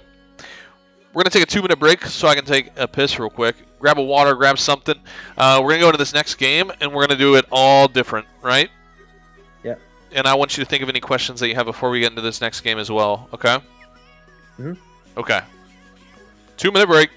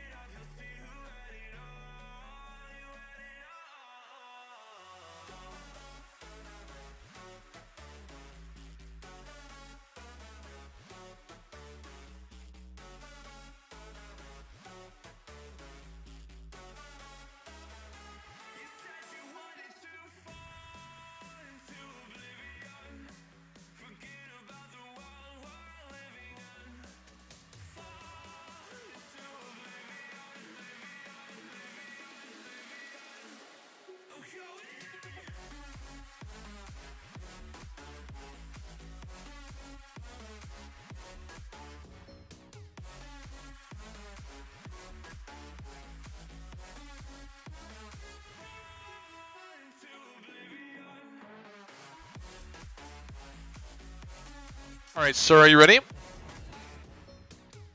Huh? Are you ready? Yeah, I'm ready. All right, let's queue it up again. Go ahead and share your screen. Yeah.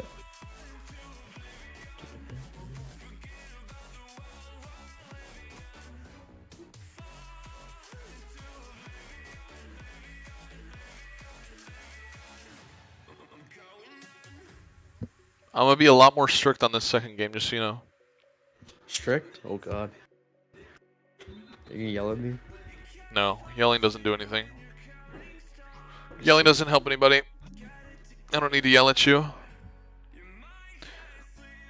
Fatherly disappointment is like a better, like, route, you know?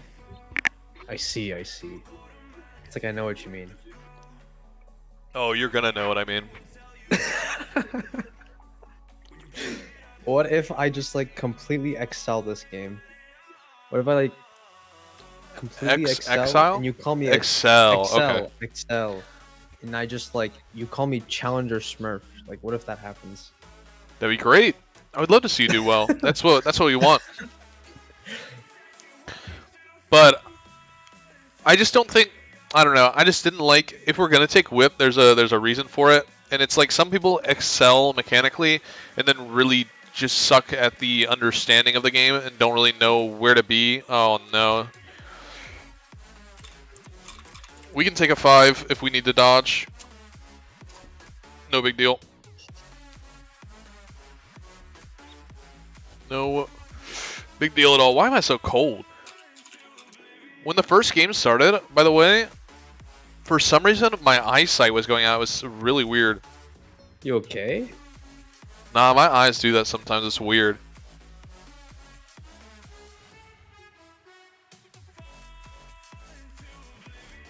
I took some ibuprofen and vitamins and I'm better now. But when that first game started, I was like, fuck, dude, my eyes. It's okay. If we need to dodge, it's fine because we can take 5 minutes. It's no big deal. Okay.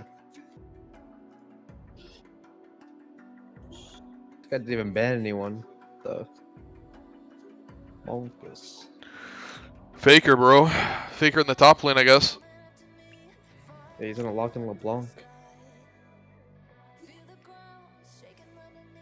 When you play Fiora, do you like fighting more or do you like split pushing more?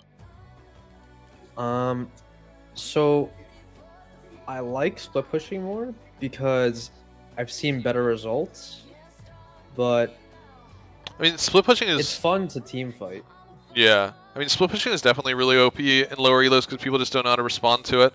But I think at this point, until we get to like a higher understanding of the game, a better rank, whatever, just overall, I think we should find one that we want to do and kind of stick to it. Okay. We need to learn how to play the game and play Fiora before... take mid or? I'd rather dodge. I'd rather you go top, but... Okay. I'll just dodge. Just because I think it'd be better. I mean, playing Fiora mid, what can I can't really teach you... You know what I mean? Like, yeah. Imagine me teaching you Fiora mid. That's not going to be what you're playing. You're not going to be playing Fiora mid. You're going to be playing Fiora top. Fiora mid isn't as good because it's a shorter lane. Like, the lane... What you usually go when you go Fiora mid is you go Bork and Stride because you're going for like an assassin build. Or I guess you could go Prowlers. Prowlers really isn't that bad, but you have to be able to put out damage a lot faster. So it just doesn't work that well. Do you know what I mean? Yeah. Because the whole point of Fiora is to have a long lane where she can use the movement speed that she gets from Vitals and ulti to catch up to somebody. And if we're in the mid lane, it's just too easy for them to get back under the tower and be in safety, and that's why Fiora excels in the top lane and is not played mid lane. You know. Mm-hmm. Are you allowed to go into practice tool? Am I? Like for the 5 minutes? Like does the 5 Oh yeah, minutes you're good. count? No? Yeah.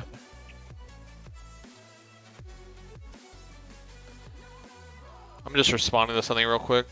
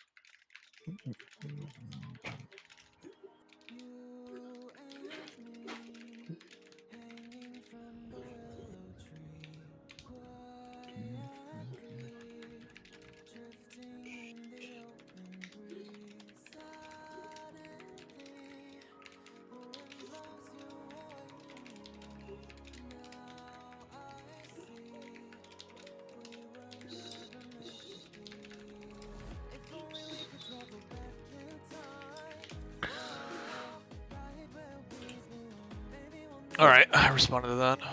We got like 3 minutes, I guess, to chill. I'm gonna get in the practice tool too then, fuck it. I gotta practice my Belveth. Your Belveth? Yeah. Just kidding, I'm not playing Belveth. She goes hard in TFT though. TFT? I've never played TFT. You never played Is it TFT? Yeah, TFT's a blast. The new client's really good. Or the new set.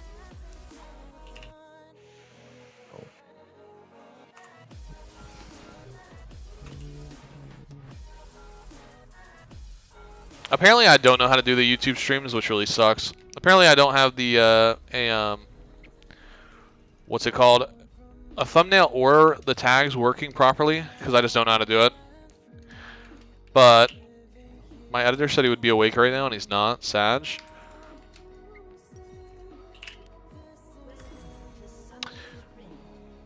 But that's okay. We're going to keep the session going, keep the stream going, even though there's only like 5 people in here.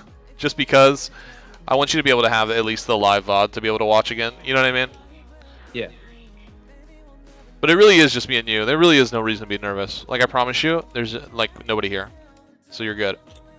I made a mistake on doing the stream properly.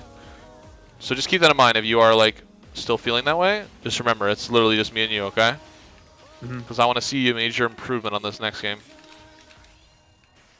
Cause I don't think it's like the stream is like I'm nervous. It's just like I've had like coaching from my friends, like live coaching, and I always get nervous because I'm like thinking about like what I'm thinking, and then like if they introduce something new to me in the moment that I'm not thinking about, I get like nervous and flustered, you know? Wait, say that again. So like if I'm like, so say that Aatrox game, right? Like I'm like thinking in my head about like a game plan, and then something's mentioned that I have to like I should be doing instead in the moment. I get nervous because like it's like different from the plan, you know? Like, you know what they say? It's not. Yeah. Being comfortable is a killer. You need to be uncomfortable. Yeah. You need to have like your thoughts challenged and to like have to think. You know what I mean? Mhm. Yo, what's up, Sarah? How you doing, bro? Let me know when we're ready to go back in. It should be soon, if not right now.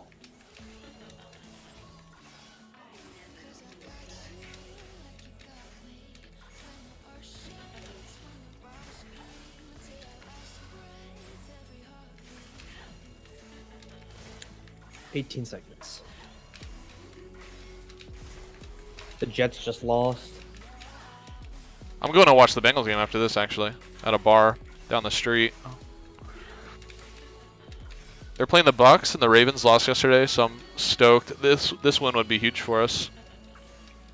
You do fantasy at all? Nah, I'm just a Bengals fan. Who's our quarterback nowadays? The Bengals? Yeah.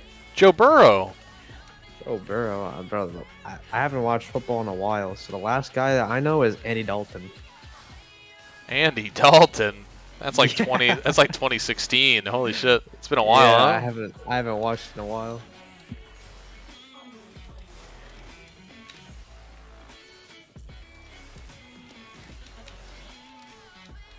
All right, we in queue. Let's do it.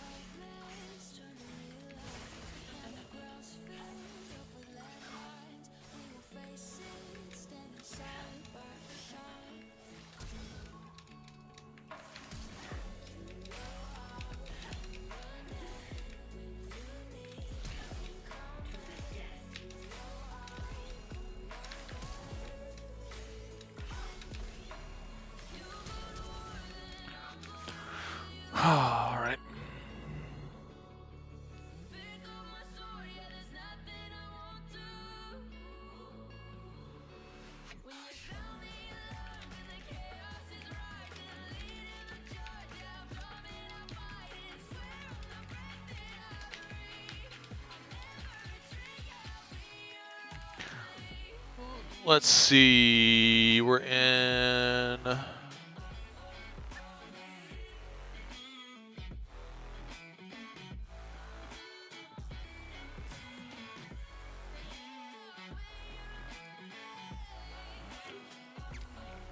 So, Darius is like a matchup I struggle with a lot. Then ban him. So I've been leaving him open to ban Teemo. Cause like I want to get better at the Darius matchup. But bans are It's like- personal preference. So if Yeah. you don't want to play against Darius, that's the beauty of having one ban for every game, right? If you never want to see a champion again, you never have to. So if Darius is a champion you never want to see again, then just ban Darius. I see. Bans are definitely just personal preference. And now, obviously, if you're banning something like Cho'Gath, then I'm gonna have questions because there's no reason. You know what I mean? But if it's a genuine overpowered strong champion that sucks to lane against, then sure. You know what I mean? Because it all comes down to whatever you want to ban. What do you think about the Tryndamere matchup? I think Tryndamere's fine. I think it can be annoying, but it's a little bit of RNG on his side on how the crits go. But I mean, if you get that first kill, you're usually fine. I don't mind Tryndamere.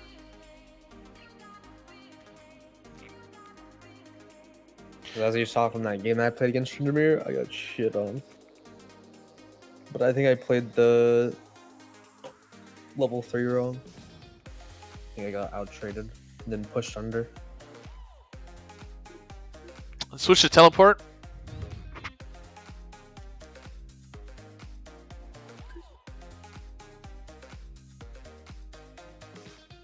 Be ready to switch runes here. I just want to see who they pick first.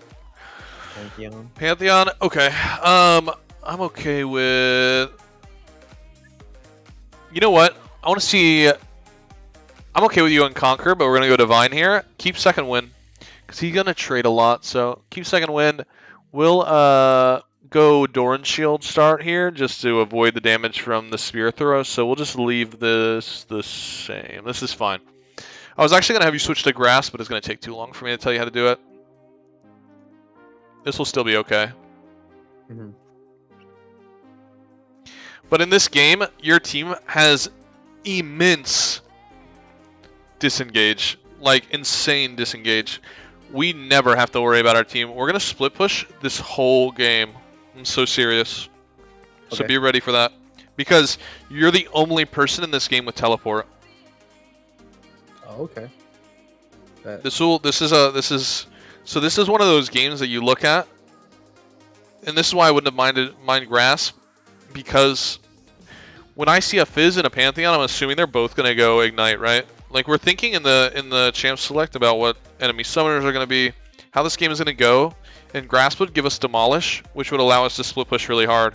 We're gonna do one of my favorite builds for this game. We're actually gonna go Divine Ravenous Hullbreaker. Okay. It's a simple build. It's the easiest split pushing build on Fiora. Your team, this is something, right, that you could press tab and like, I wouldn't need to tell you this, right, where you can look at your team and be like, they can survive tower dives really easily, right? Mm-hmm. Okay. Any game where you have teleport and nobody else does, automatically is a split pushing game. Just like without even like further thought or thinking about it any deeper than that. Nobody can respond to you without walking to you. They have to walk to you. Now, obviously, Pantheon has his ult, but like, that's great. If he's gonna ult to you, then I'm just gonna teleport to the fight. I'm gonna walk away from the ult and then teleport for the objective and help my team, and then have man advantage. Okay. You know what I'm saying? Yeah. Because then he's not in the fight at Yep. all. Because he uses ult to get to you. Can you see somebody? So I know you can see the teleport anywhere in the map, but can you see where it starts from it anywhere in the map? Or do they No. need vision? They need vision. Okay, this lane, we can get the kills, but you need to like be ready to parry on his W when he leaps to you. As long as you keep the distance really long, if you're standing right on him, it's almost impossible. But if you stand far away, you have about a half a second to react. Oh wow. So remember, Violence. obviously, front-facing vitals. I want you to be more aggressive when you're doing this, by the way. I don't want him to get level 2 first. I want to get level 2 first. Anytime he trades, we trade back with a vital so that we can get our HP back. There you go. I want him pushed away. We got second wind and Doran's shield. I don't care if he throws spears at us. But I don't want him to hit level 2 first.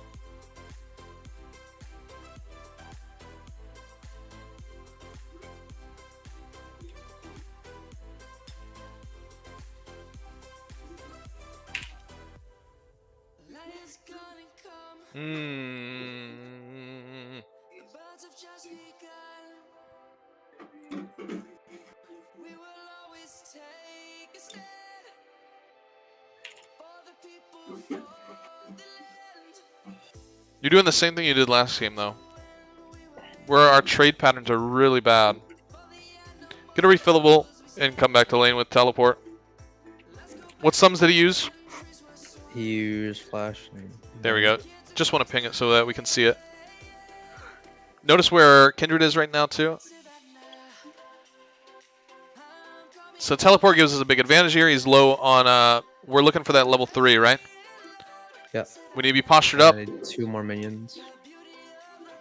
Once we hit level 3, we go all in, right? We take both potions. There you go.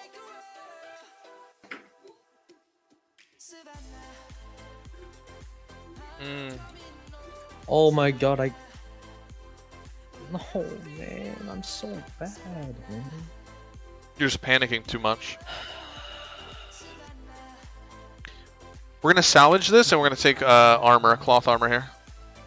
Oh. We're going to go cloth armor instead. Get back to lane.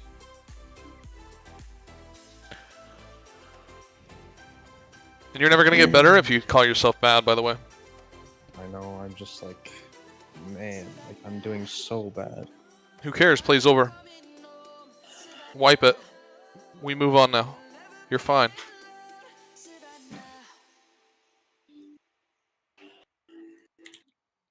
Don't get in your own head 4 minutes into the game. We're still going to carry this game. Watch. You're fine. We're going to slow push, only last hit. Every time an enemy comes back to lane, I want you to press tab and make sure that you're keeping tabs on what items he has. Okay. Now we know. We're good. OP. It's kind of OP.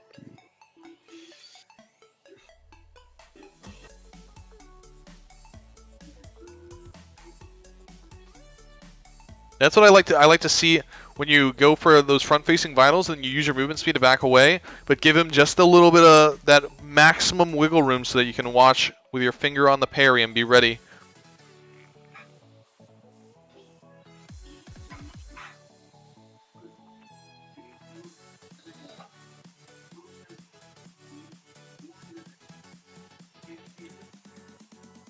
Use a potion.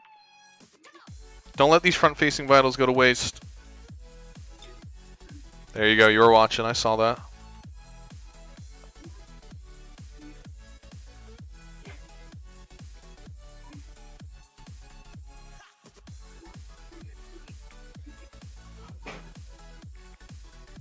Another potion you got?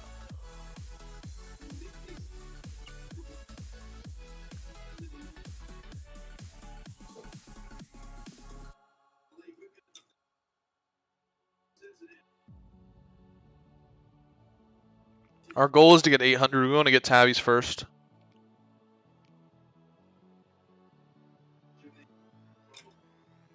Alright, he's gonna W on to me, and I'm. Yeah, you gotta. I'm dead. You probably have to recall. You probably should recall right now.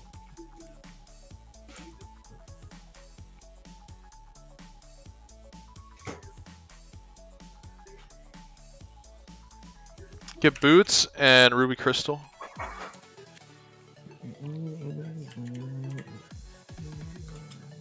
All we're trying to do is survive right now.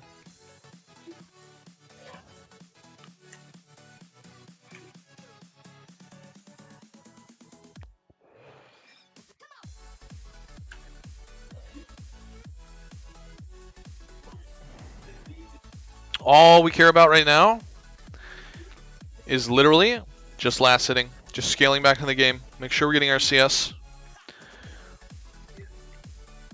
Once you have an opportunity, I want I want vision down in both those bushes.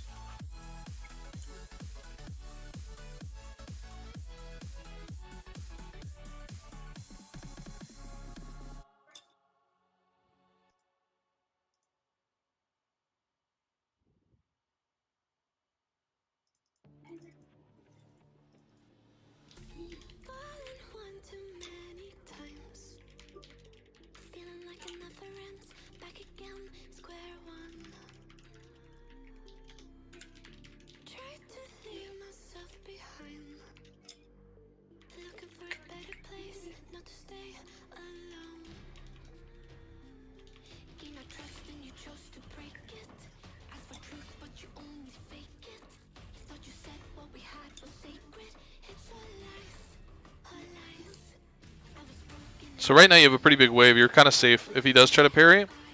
I wouldn't mind you ulting here and going for it. Once he just you. We'll talk about that in a second. Actually, I'm gonna let you do your thing.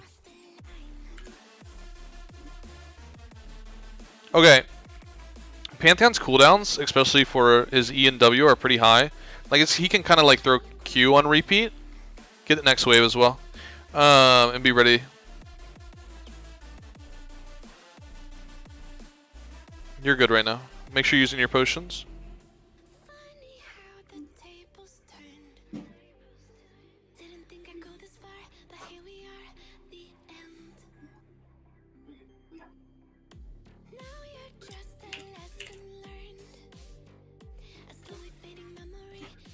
There you go. You got Ignite out. It's really not bad at all. We're gonna get Ninja Tabbies now. This wave will push back to you. You're fine. You're leaving him. Oh, wait, stop, recall. Oh. The second, yeah, right when we see him recalling, he didn't finish it anyway, so you're fine. But if he was to have finished it, we would just, like, come right back out. So if somebody backs away like that, and we see him about to recall, we're going to cancel ours and go push the wave in, you know what I mean? Yeah. But this is fine, because he didn't end up doing it. Now, basically what we're going to see in the VOD when I show you this is we're going to see his cooldowns and how high they were. He should have died right there when he used everything for that trade.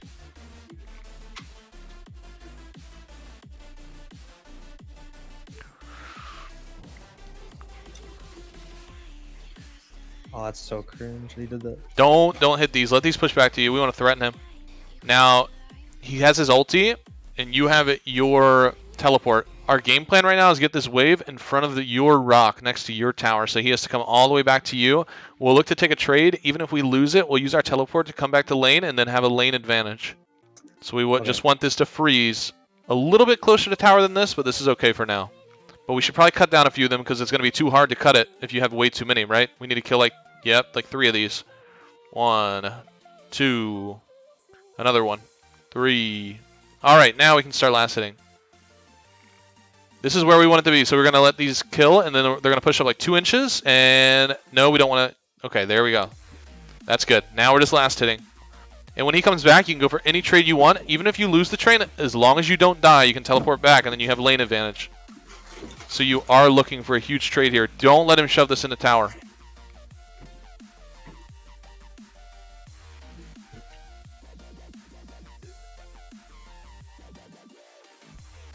That's fine. That's fine. That's fine. Okay, now you're gonna recall. You're gonna recall, right? That's what we wanted to do, right? Now we're gonna back and we're gonna grab 2 longswords and come back and have a complete lane dominance with an HP advantage. So you're just gonna TP immediately. 2 longswords, back, boom, TP. Buy 2 longswords. Boom, boom, back. Okay. We're gonna get all of this and then have complete. He has to recall as well. And if he doesn't, then we're chilling. Walk up right now. Walk up. Let's see if is he recalling in that bush, in middle bush? It looks like he went towards. Okay. Fight him then. The Vital's right on you. Just kill him. Get ready to parry. There you go. Pick a target. Stick to that target. All right. Now we switch. There you go. Shove wave. 23 seconds. I want 2 plates, and then you come back. 2 plates, and you come back. Potions, drink them.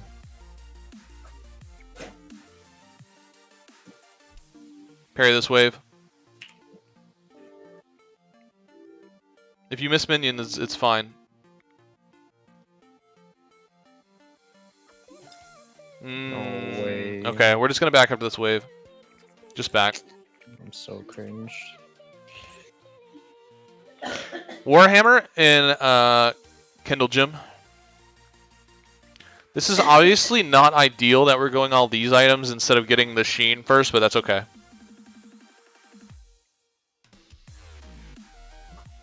All right, press. I want to see his items right now. Okay.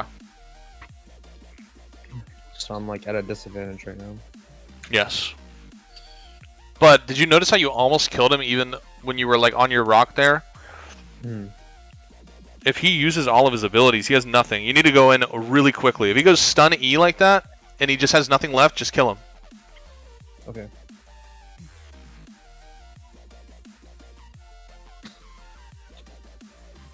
You can let this crash into you, you're fine. Use a potion.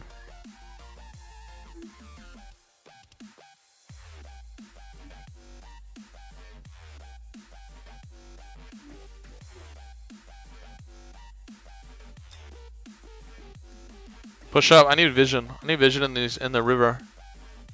And I need one in Tribush. He just used it all. What are we doing? Let's go.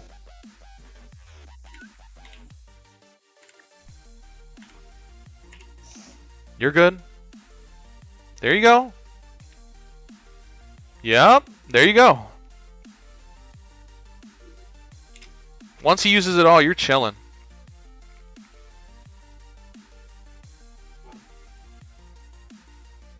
No, we back. Don't waste time. Wait, what's our team doing right here? Actually, he's just gonna run away. It doesn't matter. We should be recalling.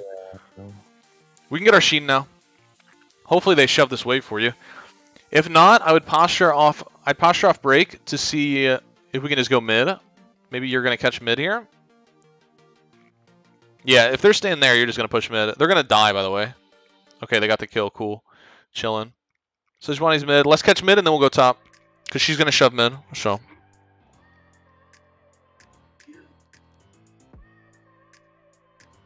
Collect this minion wave and let's go back to top. Only this minion wave though, and then just run right back after this. Alright, back to top. We're just avoiding any of those minions going to the void, you know what I mean? Yeah. Okay, remember what we just were able to kill him when he uses all his abilities, right? So if we see him do it again, we do it. No hesitation. Okay. At this point, you're level 10. I would just be postured to kill this guy. I don't think he realizes how strong you are. Just ult him. Just ult him. Yup. You don't even need them anyways. It's fine. Shove this quickly.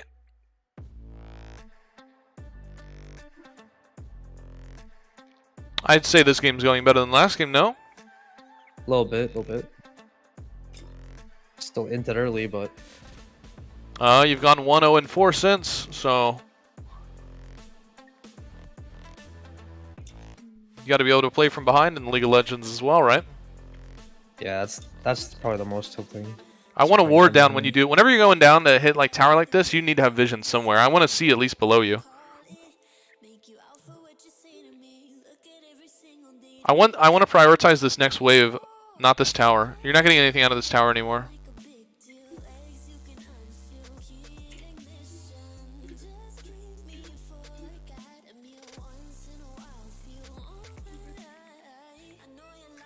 Just walk away. He's not going to kill you. You're chilling. I want to go get Divine.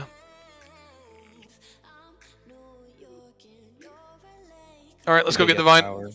It's fine if they get tower. Who cares? It's really not a big deal, to be fair. Especially if they use Rift for it. That'd be really good for us if they just use it for a tower that's almost done anyways. And we'll just come back to top lane here. So now we have Divine. We're very strong. Trust in your strength here. If you go for a kill, you need to pick one target. Okay. And you need to finish that target first. You only attack another enemy if they have a vital that you can bounce off of. Okay. Put a vision over there. Put your control word right there just so I want to see Sejuani. Okay. You've got Nami. You can go for this kill. Yeah. You ready for Sejuani? Yeah. Okay. Now kill him and then kill her. Yeah. Vitals, patience. Vitals do as much as 3 auto attacks here. Save your Q because you might need to go over the wall. Be ready to Q over the wall. Nice. Let's go get tower. See how much better this build is for just like completely putting out damage and stuff. It's Yeah. like it's mindless. I don't need to worry about using my whip or anything like that.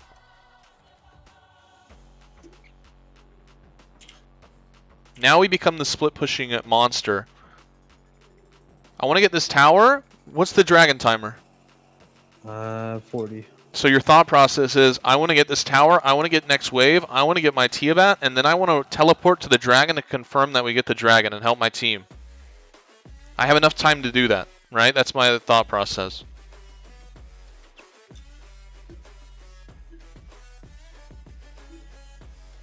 Awesome, he's top. We get a free dragon. Get out of here. Let's recall, let's get a Tiamat, and let's use our teleport. And make sure that we get this dragon. Be thinking, where are you going to teleport? Probably in this push rate. Nope.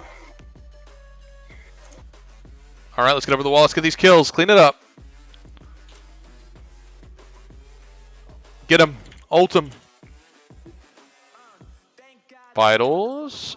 Oh my, I canceled. Oh my god, I'm so cringe, man. Oh my god, I was clicking behind them. Everything's fine. It's all good. You went 4-0-4 until that moment. That's pretty solid.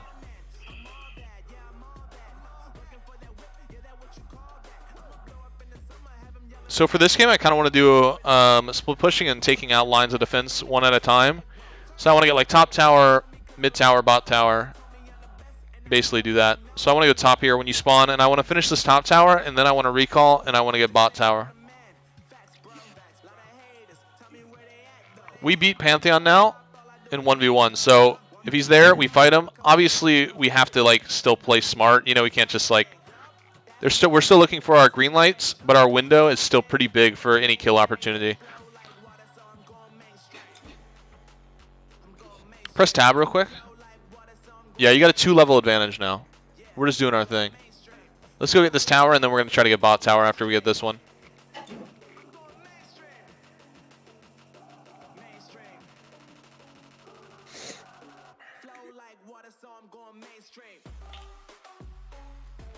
At this point, I think you might be able to... By the way, at this point, we don't use parry anymore for wave. Once you have Tiamat, you don't parry wave anymore, okay? Okay. I think you might be able to ignore him, yeah. That's what I was going to say. Just go walk up to it. Oh, well, I guess he's holding it.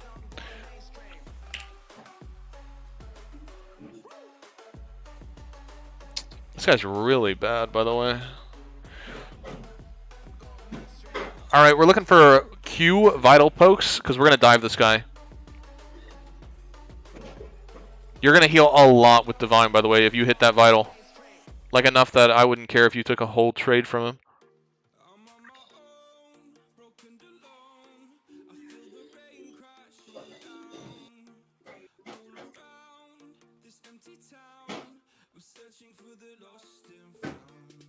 Q?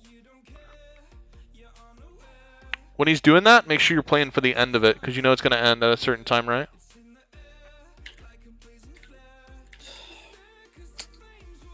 All good? I'm just checked out now. I'm just checked out.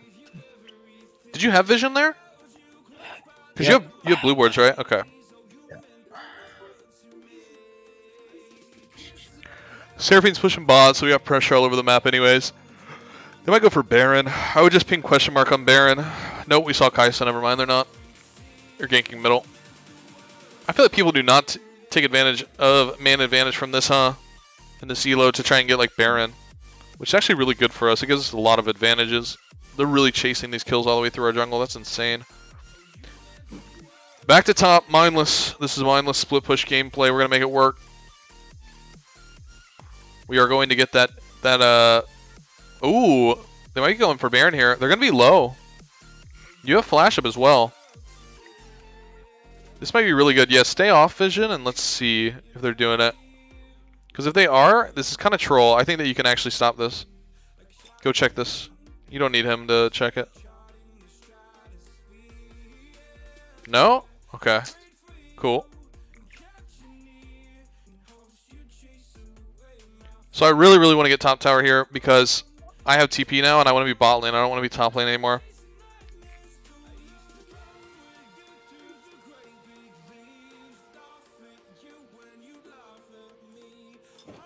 Tower, tower.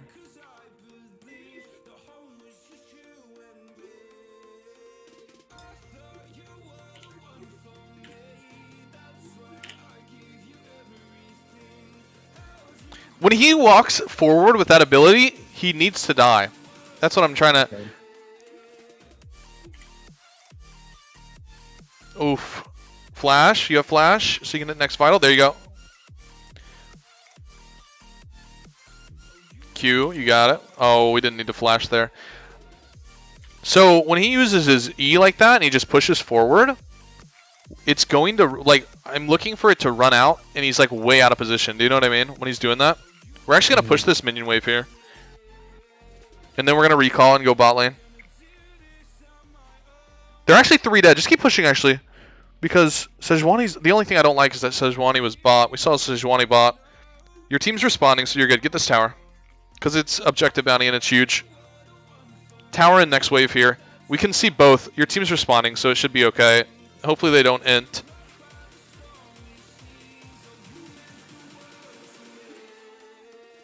Get this wave quick.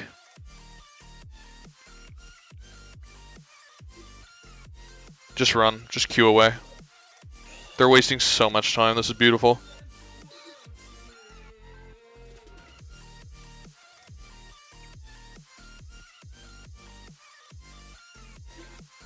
This is so great. Oh, this is hilarious. Yep, just walk it all the way back. You're chilling. And then we'll recall. Once you start your recall here behind the tower, spam ping them to get the fucking dragon.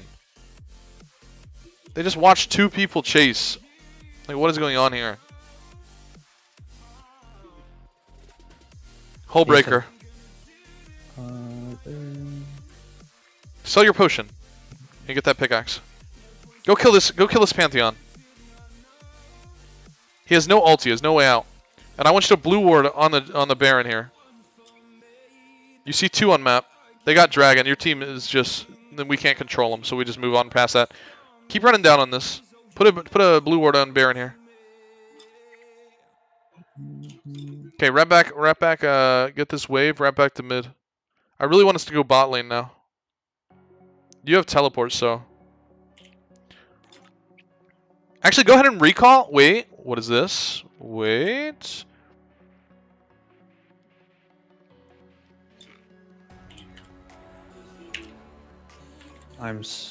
You can run, you're fine.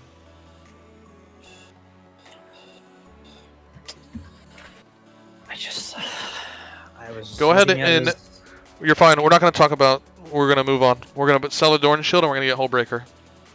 Stop worrying about the past. You're getting in your own head. It's over. We're going to go bot here. We have teleport up still.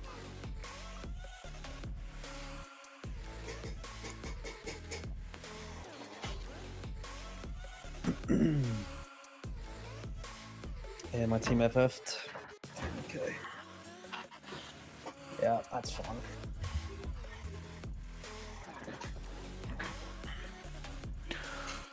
It's alright, we still have a lot to talk about, so it's good.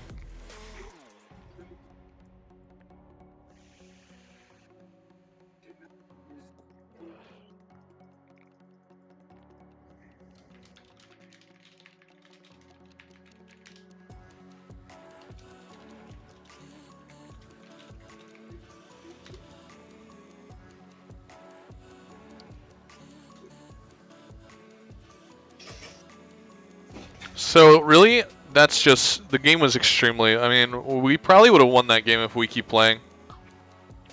I mean, it's very unfortunate that Team FFs, that's BS.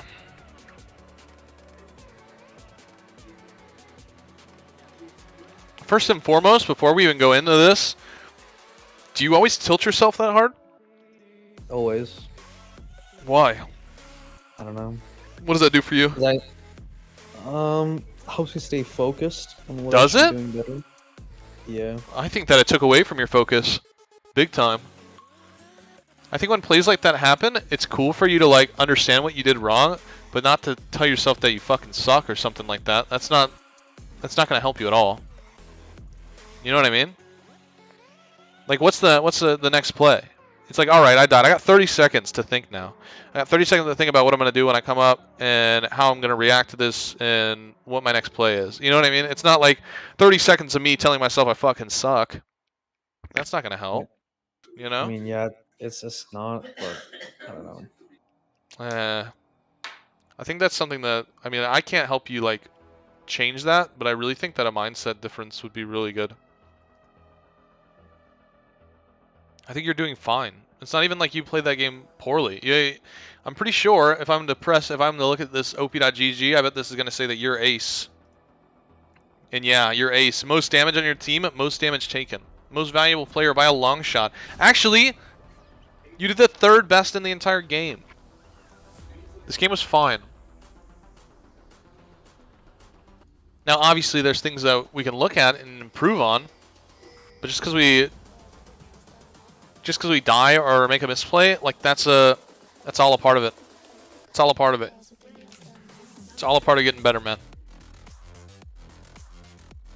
Bro, I int all the time. I go like 0-10 easily. So, in this game here, actually, are you ready? Sorry, I know I jumped right into it. Do you need a second, or are you okay? No, I'm good. I'm good. Good, okay.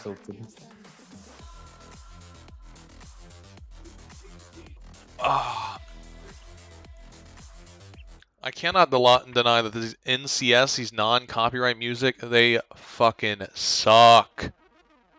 I hate these songs. Okay.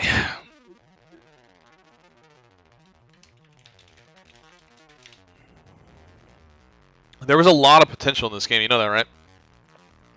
Yeah. Like good stuff that we want to see. It was really good. Okay. Now what I want to look at really quick is Pantheon's cooldowns. So obviously playing Fiora, we want to understand our matchups. So what I was saying, when he's using his W and his E, 22 second cooldown, 13-second cooldown. His Q is what he's going to max first, so obviously that cooldown's going to come down a little bit faster. But when he uses both of these, and when he's using his E and like walking forward, he's not... When you play Pantheon, you're supposed to use your E to back away, right? And this guy kept walking forward, and just like he should have paid for it. And we're going to talk about all those moments when it does come up as well. But overall, we go down... Okay, it was these early trades that hurt us a lot. So basically what I'm looking for is I want to trade with him. And if I get full Conquer stack, then I can go for a kill. I want to keep his press the attack down. I don't really want him to get that off. But we never, as Fiora, the only time I ever want to see you do this, right, when we're letting the wave shove back to us, is if we had to leash top lane. Mm-hmm. If I have to leash top lane, then sure, I might get to the wave late. Let's say it's like Aurelia or something like that, and I know that she's getting these minions low where she could 1, 2, 3 stack this and then fight me, and I'm probably gonna lose it. You know what I mean? But when I don't have to leash or do anything, I need to be here first, and I need to be pushing. I need to be the one hitting level 2 first, not him.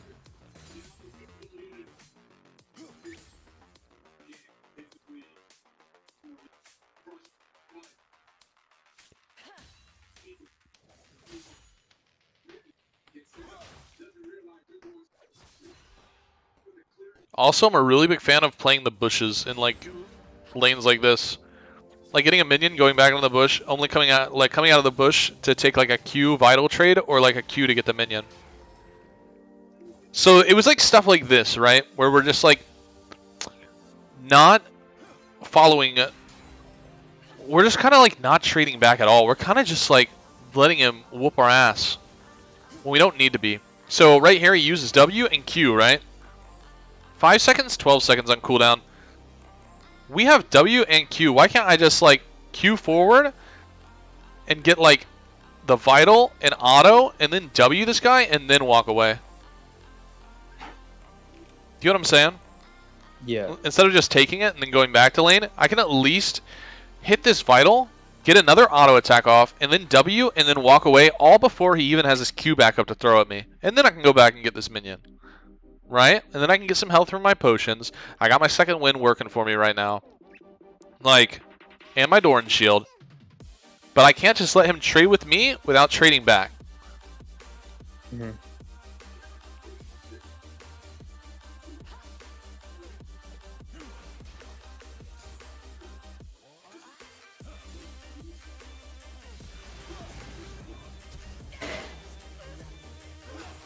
Even though we die there, I will say that I respect the fact that we did not use our flash. You were going to die regardless, so I'm happy that you didn't use your flash. So that was actually good, believe it or not. If you're going to end, I'd rather you do it that way, you know what I mean? So that's good. That's good. Because we get to keep it. Now here, this is where we definitely want to take advantage. So we're really trying to get level 3, because we're 2 minions off right now, right? So we want to get like this one, and the one behind it. And that's all I'm thinking. I'm thinking about level 3 and posturing in front. Like, I want to be standing damn near in these minions, right? Or taking this cannon as fast as possible, because when I hit level 3, that's when I can get this kill. We get the stun here, which is great. I don't think we actually autoed any minions either, so it's kind of fire. But notice, because we're not level 3, you could have queued back in there and finished that kill, by the way. So, right here, when we hit level 3, so this trade is probably a little bit panic-inducing just because we were taking so much damage from the minions. They're kind of fucking us up. Right here, when you hit level 3, though, you actually do have your Q available. Your Q's available right now. And I know it feels a little scary, so you get this. We just Q up. You Q auto E, and this guy dies. He's got nothing to work with right now. Everything's on cooldown because he just used it. Q auto E, you'll get the heals. We'll cut this wave down real quick. If we want to shove it, we have Kindred here as well. Or we can just leave the wave frozen and back.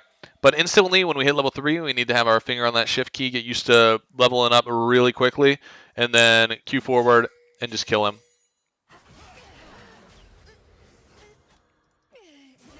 So a little bit of panic, a little bit of misplay, and then we calm it down here for the remainder of this, and it looks really good. So unfortunate, but this gives us a little bit of wave control back. We do miss out on a lot of XP, obviously, a lot of gold, but now we're in a good spot. Now we get control of the wave, and we can look for trades, and we can do all that stuff, so it's fine. We got a refillable, we have second win, we have Doran shield, we have multiple avenues of getting our HP back for failed trades or taking poke from the queue. So this isn't really as bad as it looks. Like, he has a Dirk and all, but like, realistically, not the worst thing ever. We're Fiora, so we can always play from behind.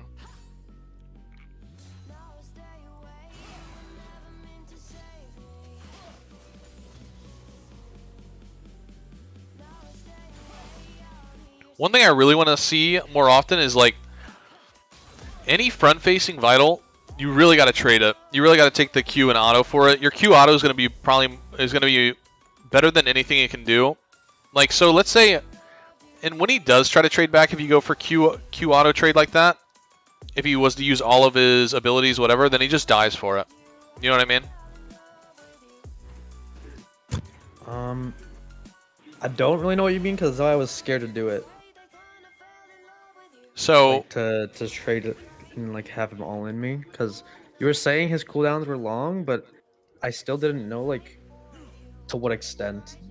Well, now we know, right? So it's all about like having the knowledge, obviously, of like seeing it, and now we see it, right? 21 seconds, 12 seconds. I highly doubt that the fight's gonna last longer than 12 seconds if we all end. You know what I mean? Yeah. But taking front-facing vitals and having all our potions and being able to like that doesn't really count. I mean, that's not like a front-facing vital. Like, as long as we hit the vital, we Q forward, hit the vital, and get an auto attack because it's a cancel. We'll still have our parry up. We'll still have our E up. If he uses everything, even if we get hit by it, we still have parry. We still have E. Our Q's on the way back up. We know the guy doesn't have it, or if he doesn't have ignite, we know he has it right now. Now we're too low, but we'll be back anyways. But as long as we know that he just used it, whatever. Like, taking the front-facing vitals is something that you always have to take because you're gonna get the HP back. Now in this situation, yeah, because you're going to die, right? Because we're only at 300 HP.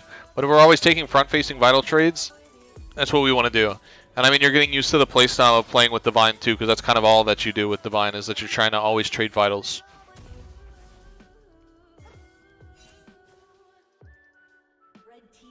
Actually, since you said you didn't get it, let me go back and just show it.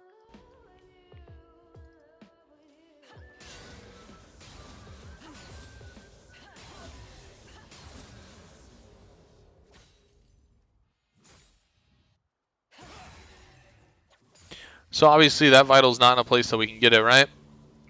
But you're saying that you're scared to go for this? Like the oh yeah, that one right there. Yeah. Yeah, I'm scared because if I get the Q auto and then he has Q and then W, or I don't know, I just feel like I just take way more damage than I would sustain. But like obviously that's different now.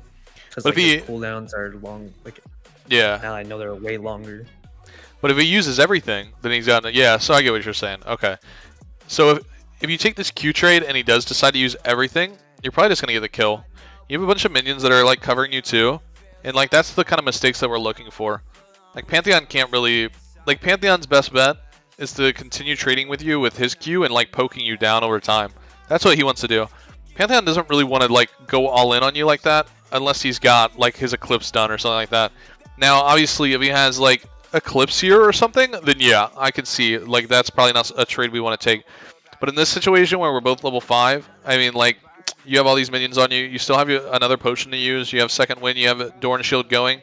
If he does use everything, you're most likely going to be fine. His real play is to run away from you after that.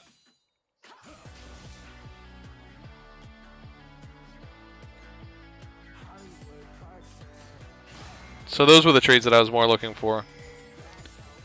Especially with even HP. Once our HP goes down, then yeah, I can understand like being a little bit afraid to do it. But when our HP is even, we definitely want to try and go for it.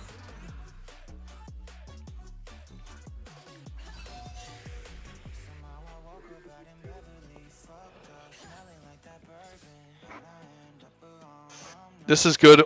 We're just slow pushing, and we're keeping the wave. Now, obviously, the wave is going to push eventually, but we can also look like just people.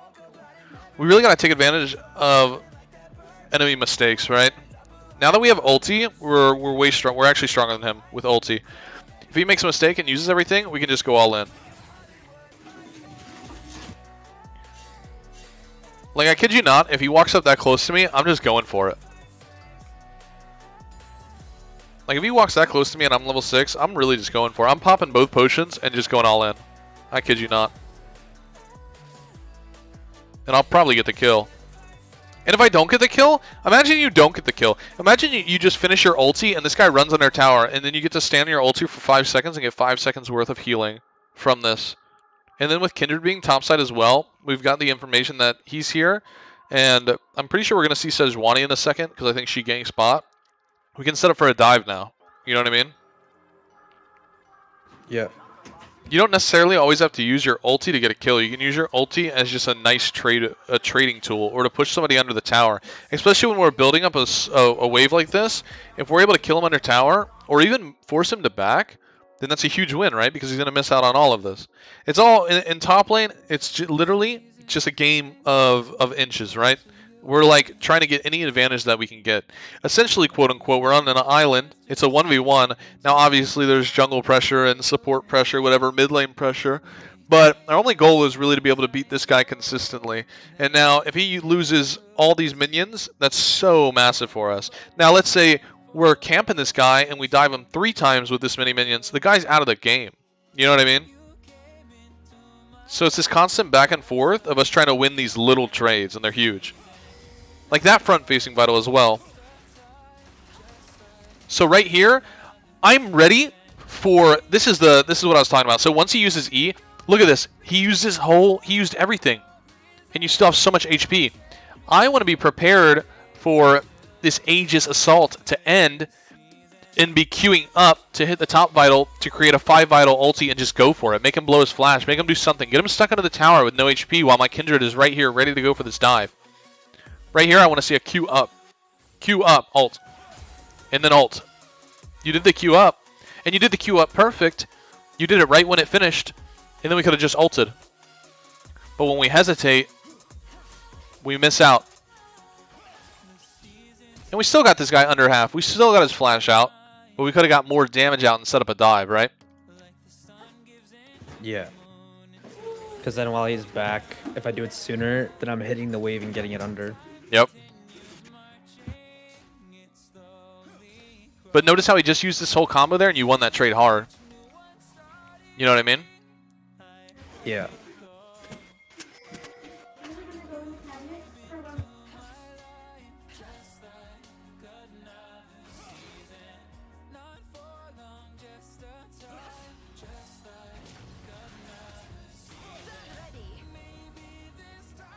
I'm gonna be real with you. I'm a different type of beast. I would never tell you to do that, but I'm going for that. By the way, just because he has no mana and he can only auto attack me. But I think that might be for another day. But as you get more comfortable, I'd love to see you like, if you really like want to learn Fiora, plays like this are actually way more plausible than you think. Now, obviously, you're like thinking about these ahead of time, like probably wouldn't use E on the wave or anything like that. But once you do this to him. Right, once we hit him with a parry, his movement speed and his attack speed go down for 2 whole seconds. This guy's 37.37 attack speed right now. Notice how he cancels an auto? Especially people in like lower elos, they have no idea what to do when they get parried. No clue. They just like panic. They just panic and they lose sight of they don't understand their attack speed anymore, and they will just cancel autos on repeat. I could totally see a Q auto on this side. If we're just looking at our AD, it's only 100, it's kind of low. But I imagine that would take him down to, what, 350, 300 HP, while our attack speed's growing. We hit the Vital, we gain another 60 HP, and then he's still at 37, by the way, so we would have got a third auto attack in by now. Next Vital forming on bot or left side that we're already prepared for to get even more HP back, and we kind of just survive with Barret, while he's getting aggro from these minions as well. You know, it's like, that might be a step for another day. But it's just something to think about as you're playing Fiora and trying to learn her. Yeah. Is that you can totally do a lot more than you think. Also, does it not just kind of like work into your runes as well? If we're going to run Last Stand, don't we want to go for the extra damage that we get from Last Stand? Yeah, instead of running as soon as we get low. So max damage gained at 30% HP. You were at 30% HP. You were about to do some big damage to that guy. Mm-hmm.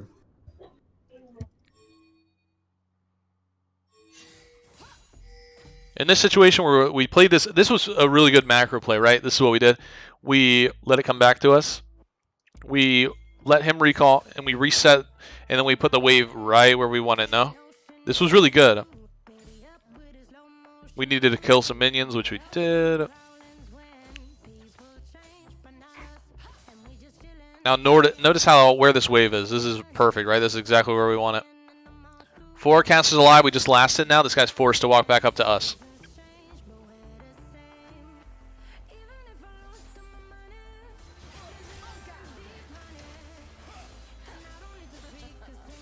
But this is what I'm talking, like, dude, he even has Eclipse here, and you almost win this. You see what I'm saying? Yeah.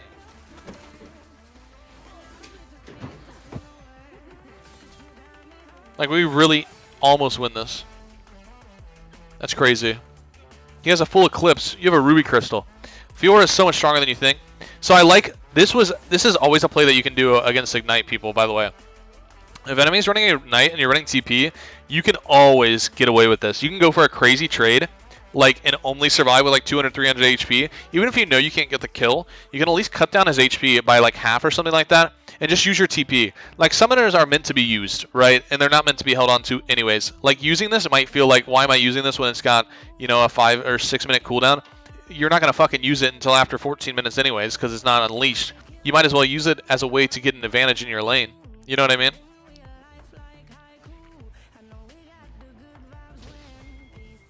And we end up getting a kill off of it too, don't we? Yeah, we end up winning this 2v2 here. This is perfect.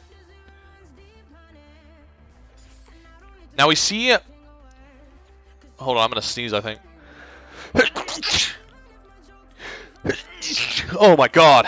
So we see Sejuani here. Ideally, like, the easiest thing to stun here is going to be here throwing our ulti. It's kind of like the same thing as last game where we're looking for what we are going to stun in this fight. The second that Sejuani is seen on the screen, we know that it's a 2v2, and we want to think about what we're looking to parry. I mean, we end up winning it, but still. I mean, as we saw that running at us, We get the stun. Perfect. Kill one target, get the next. I mean, this is great.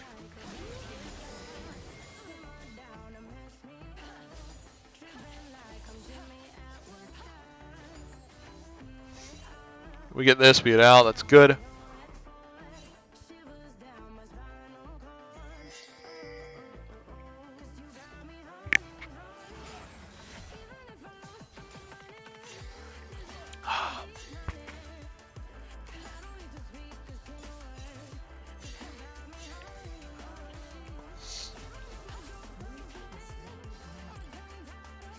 And this is okay. I don't remember. Do we get the kill here? I think we do, right?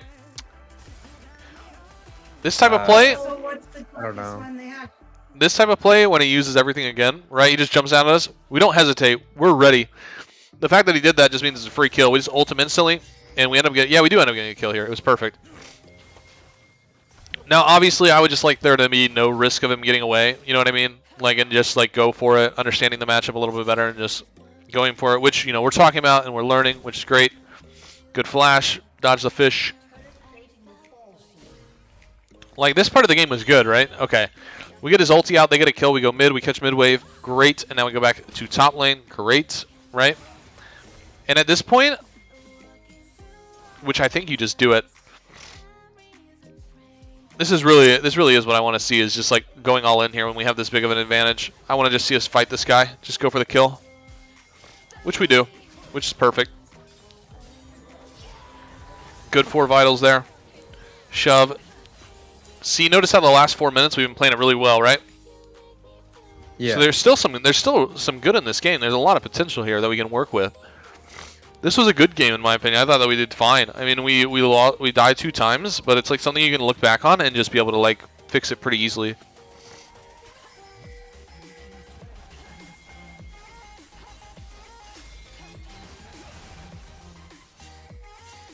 I mean, we just walk away from this, no big deal.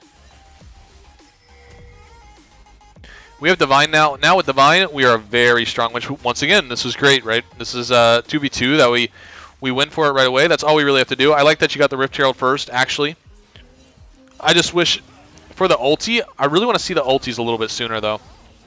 Like, if you want to kill somebody and you're going to go all in like that, I would have loved to see you just ult after the first. Like, I want you to imagine more, like, your ultis are always going to be 5 ultis. They're always going to be 5 vital ultis, essentially, okay?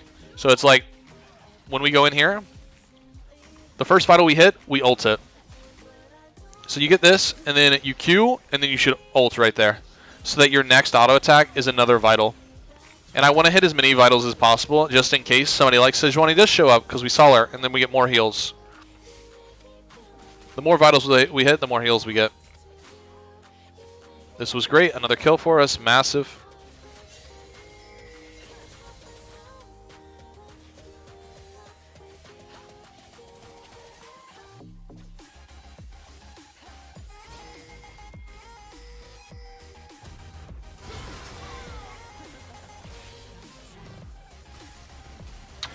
Now, I will say, this does kind of suck.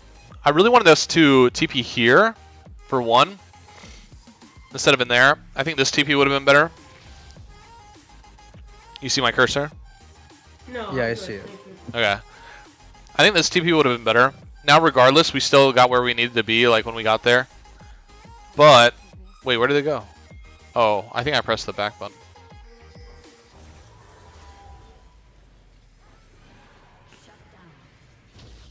This is fine, though. We really need to slow down just a tad there. So, okay. Let's look at this play again.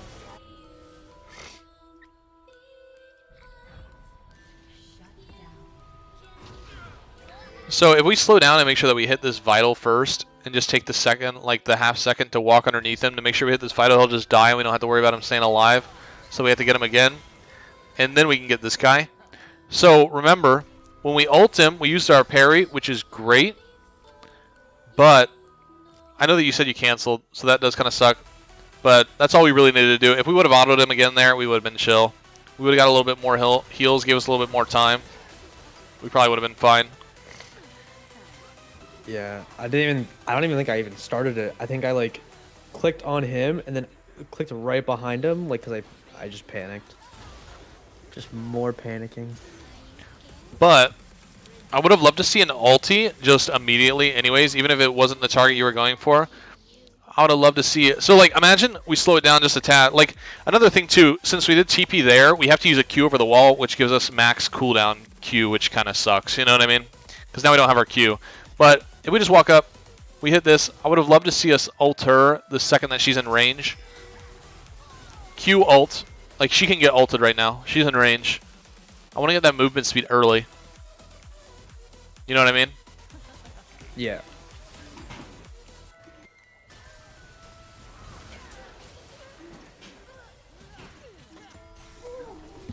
But that was a micro mistake. I mean, we talked about it, so it's fine. All right, back to top we go for the split. We really want to take this tower off the map so that we can get the bot tower. Once you have Tiamat, never use your parry to farm because your Tiamat's just faster.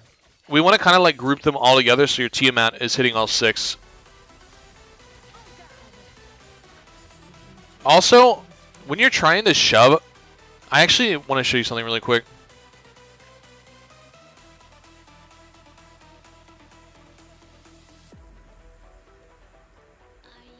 Give me a second. Are you scared?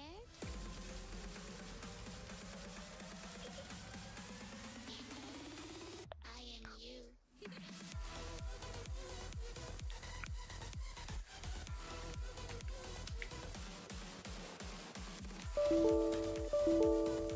What the fuck? Oh! My bad. Okay.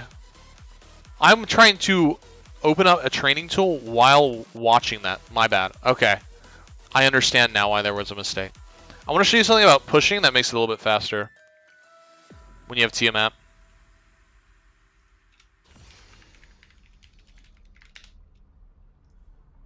Alright, is it up now on the stream? Yeah, okay. Yeah, I think I see it.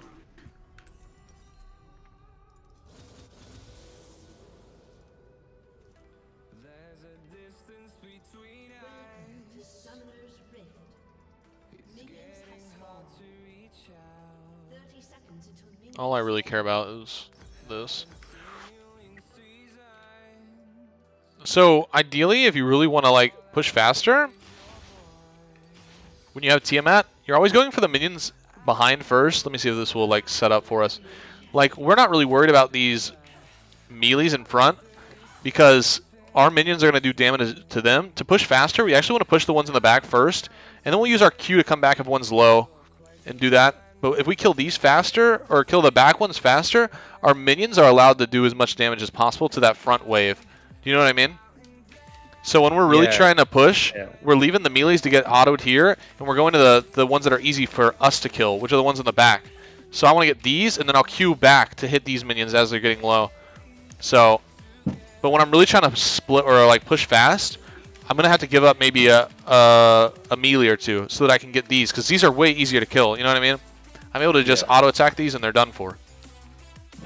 And then I'm not messing with my minion wave either, and they're able to do damage to the wave that's behind it, or the melees that are in front. But we'll go back to that game. Sorry, I didn't mean to like. I just wanted to show that.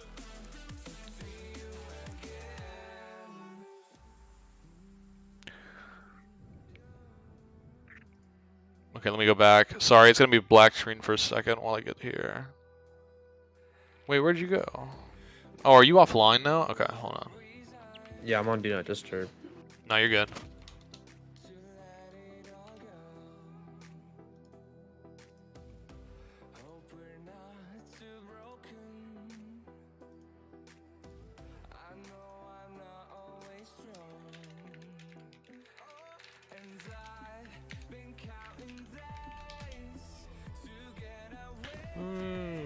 What the?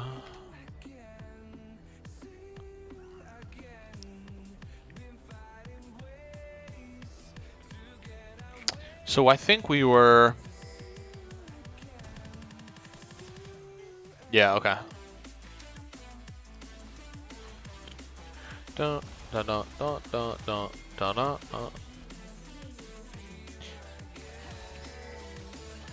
So this was a little bit weird because he just kept coming back to top lane, which kind of sucks. But realistically, we're kind of trying to like pressure this guy and see if we can get it. We're up 2 levels. I mean, I want this guy. I want to just Q into this guy. I want to use my E on this guy. I want to use everything because I want this wave to hit the tower. You know what I mean? So I just want to be like, and if he does use everything like this, then we can just go for it, right? Then we can just go for a kill. But we're kind of just letting him kill the minion wave. You can see my screen. Is my screen back? Yeah, I can see It's it. back. Okay. We just don't want to let him be able to like do that basically, where he can just take the cannon without being punished. I want him to take an auto attack for every time that he auto attacks my cannon. You know what I mean? I want us pushed up even further here. I want us to go for like Q auto E trade, and we'll take like a tower and an auto attack from him. I really want to put pressure on this guy.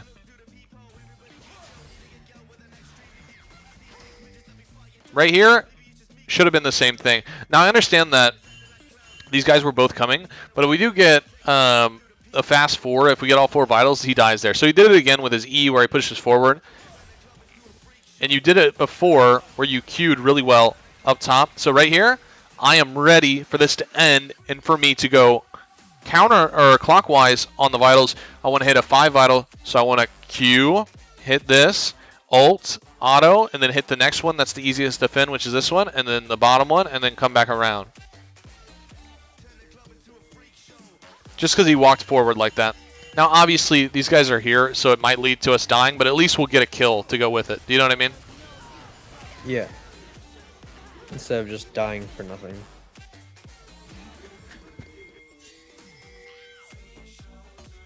And then all this chasing that they're doing is hilarious to me. Oh, my lord.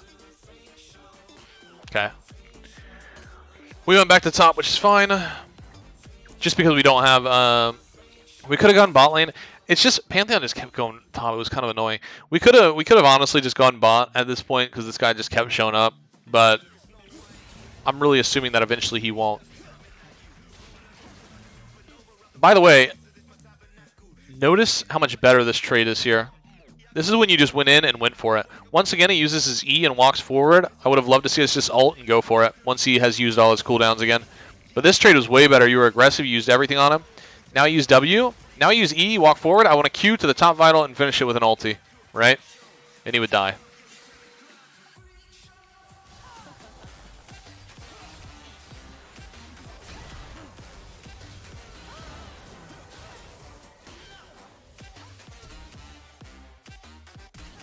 And obviously, you know, we didn't have to flash for that. We could just Q and it would get him.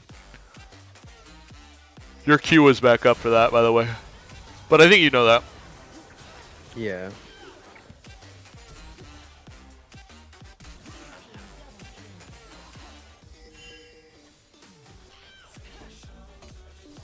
Flash is just so huge for team fights on Fiora because she struggles in team fights. So it's just like, we really want it because we can dive backline with it and stuff like that.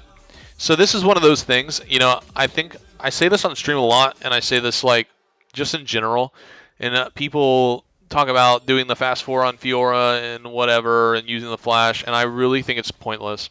I think it looks cool, but I think that you're unless you literally have to. If you have to flash 4 to get the ulti off to actually stay alive or get the kill, then sure, I understand. But a lot of people, I think, get caught up in seeing like these fucking montages or like watching people play and they just use it for no reason. You know what I mean? Yeah. That's definitely why I do it so much. Is because I mean, it's not just you. It's very common for people to do that. But flashy doesn't get us wins, right? Yeah. That does happen. But it's very common. I see that a lot, actually.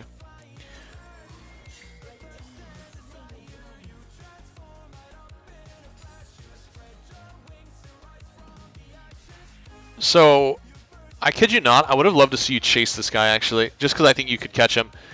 So here, I would have loved to see you just Q forward through this wave, because there's really nothing here. There's like 2 minions. Just Q forward to get the Q cooldown, and then just keep pushing, and then Q again, because you'll get a shorter Q. And then we just follow this guy, because he's not going anywhere unless he ults. And he doesn't have ults right now. But we just saw them all get the dragons, so we know that he's basically alone. You know what I mean? In that situation, when you're that much stronger than him, and you have this 2-level advantage, you can just go for it.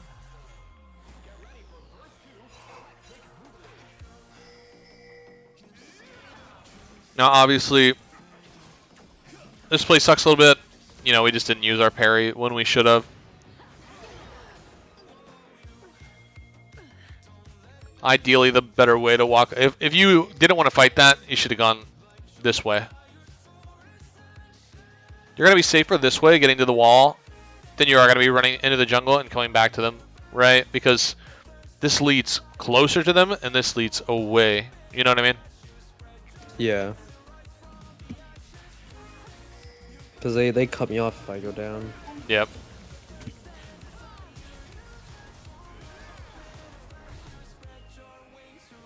And the FF, which is really cringe, because you just got, like, we have our 3-item out power spike, and we can really split really hard.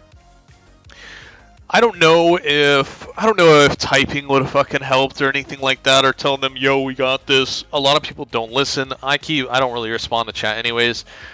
These games are awful. You know, they do happen where the team just FFs when it's still winnable. So, I mean, that sucks. It was winnable. Obviously, I think there was a lot of things we could have done better, but I think you were actually set up in a position where you low-key could have actually carried this game. Like, if it didn't get FF'd. Like, I actually think there was an opportunity here where you did have the possibility to carry this. It is very unfortunate that we don't get to see if we can do it or not. But overall, I really think the second game was a lot better than the first one. And I hope that you feel the same way, because I think that you did play it a little bit better. I mean, yeah, it's just, like, obviously, the most I care about is the win, but realistically, I should be thinking about getting better rather than caring about a win.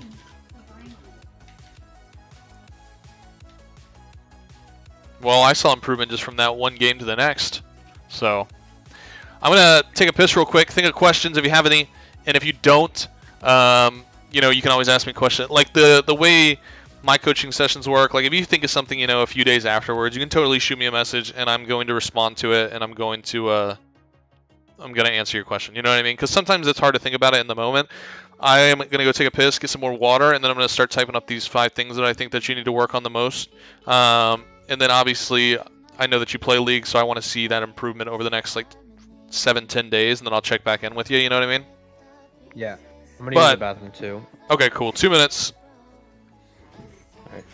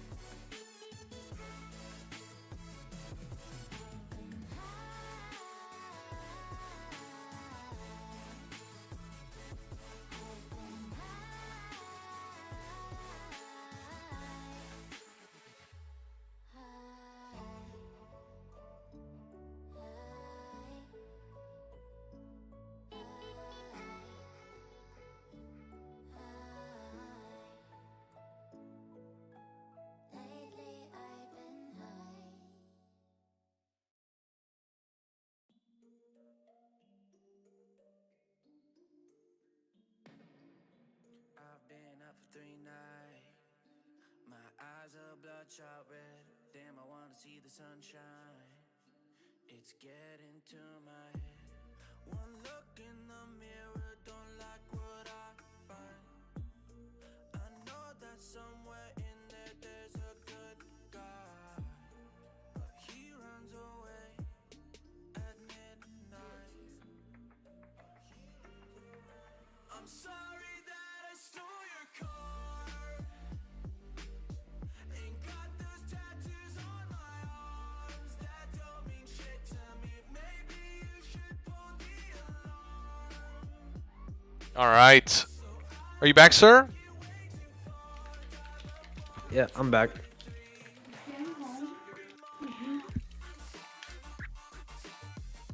All right. Let's do this. Do you have any questions, or do you just want me to type up the 5 things? I'm kind of just blanked out right now.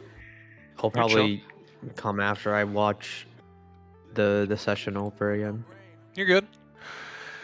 A real, like, having a coaching session, like, you know, a real, like, paid coaching session is a little bit overwhelming when it, you know, compared to, like, having your friends, like, just watching your gameplay or whatever. It's a lot different, and I understand that it can be a little bit overwhelming.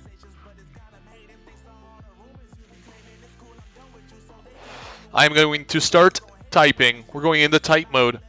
But if you do think of anything, totally ask me, okay? Yeah, I got you.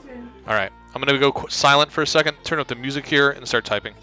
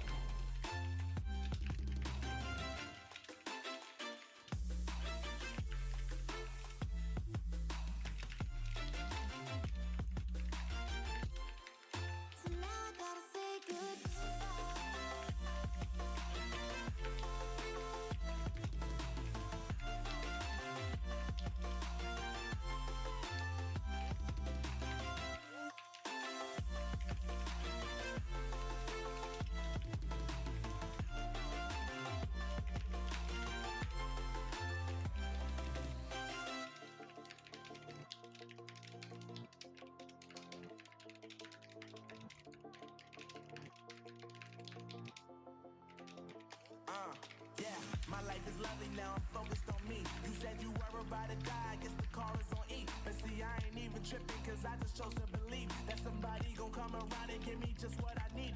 I don't wanna see you finding, see you looking down and out. Coming to me crying, saying you miss having me around. Gave you chances and you blew it, you so easily influenced. All the times you told me beat it, now you gotta face the music, I'm saying. I know that I gotta stay away from all your games, and I know that I found somebody else to love me one day.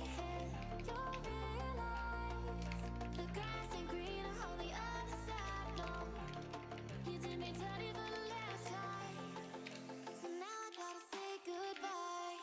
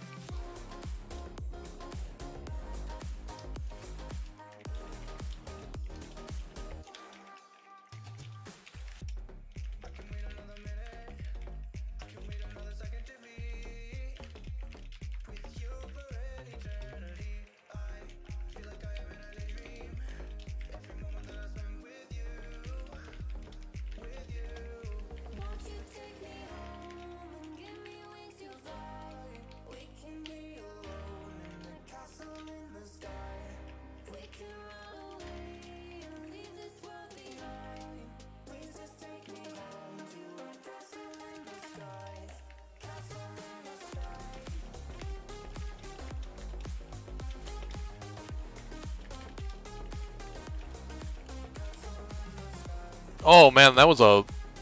You ready for this? Oh no. Is that good or bad? I just was like, I was just in the zone. You're about to get a fucking essay.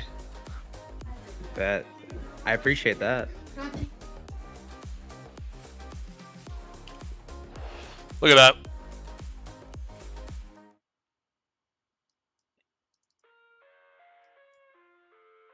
Beautiful, isn't it?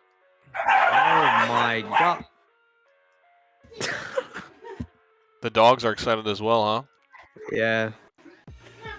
I appreciate it.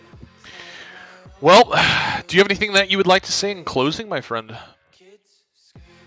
I think I get a job and move out. No, I'm serious. Probably how much like how can you like really tell like when you have time to like put vision? Is it just like would you sack like 2 melee minions to put down a ward? Yeah. when you're like slow pushing back. But I don't think you're gonna ever have to do that. There's always gonna be if your minions aren't touching and like the wave is reset, then you can run down real quick. And if you're only gonna lose one to go put vision down, then you can totally put vision down and lose one minion. It doesn't matter. Okay. You know what I feel mean? like that's one of the things that I like needed improvement on Yeah. was vision. Because if you look at like, I mean, you see it, but like the OP.GG in the games, like I have like 1 vision score. Like I just don't even press 4 on my keyboard. Yeah, you need to definitely use vision. Very important. But you can, yeah, give up a minion and just like, honestly, dude, put a post-it note on your fucking desk that says, use my wards, so that every time you back, you have to look at it. Like somewhere where that you always look when you're backing or recalling or something like that. You know what I'm saying? Yeah, just like put it somewhere I can see it and you get reminded. And I mean, it sounds cringe, like, yeah, put a post-it note, it'll help you. But like, it actually is just like something that your brain just puts in the back of your head and you don't even think about it. But if you've got something there that you're reading constantly, like I've got this electronic wipes thing that's right in between my 2 monitors. If I had a note on that, then I would literally see it every fucking time that I back or recall or die. And I'm like, oh fuck, I gotta put these wards down, man. I gotta put these wards down. And then I might even forget it like 6 times. But after the 105th time reading it subconsciously, I'm probably gonna start thinking, okay, bro, put the fucking wards down. You know what I mean? Yeah. So it's something that sounds like cringe to do, but it's like, it really is helpful.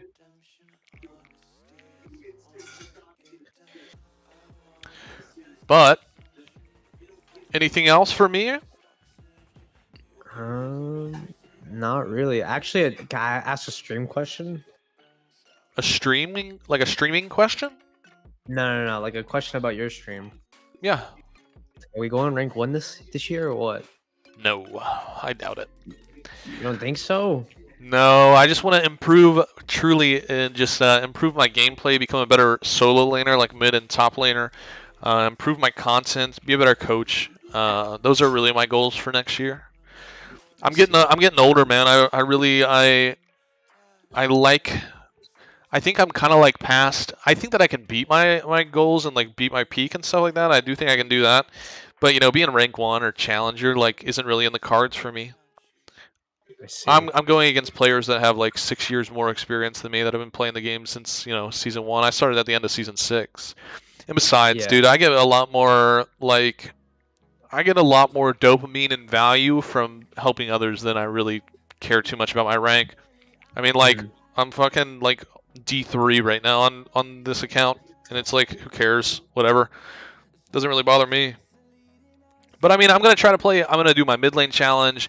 Gonna have my 3 top laners, and I mean, that's my goal. You know, that's what I'm going for, is just to be a better solo laner, because I wanna branch out into like mid lane and top lane and be able to coach both and just be helpful to a wider variety of League of Legends players, basically.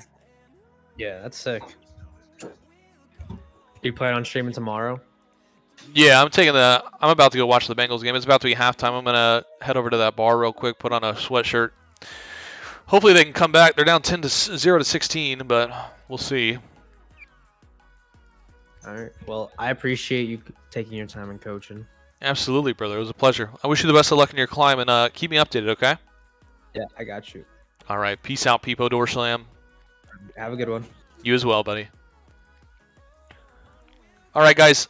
Does anybody in chat? I know that I didn't put the thumbnail up. I didn't put the fucking tags up, so the only people in here are the real ones. But if anybody wants to ask me anything real quick, the Bengals are at halftime, and I really want to watch this game. So, anybody got anything they want to say before I go? Any questions?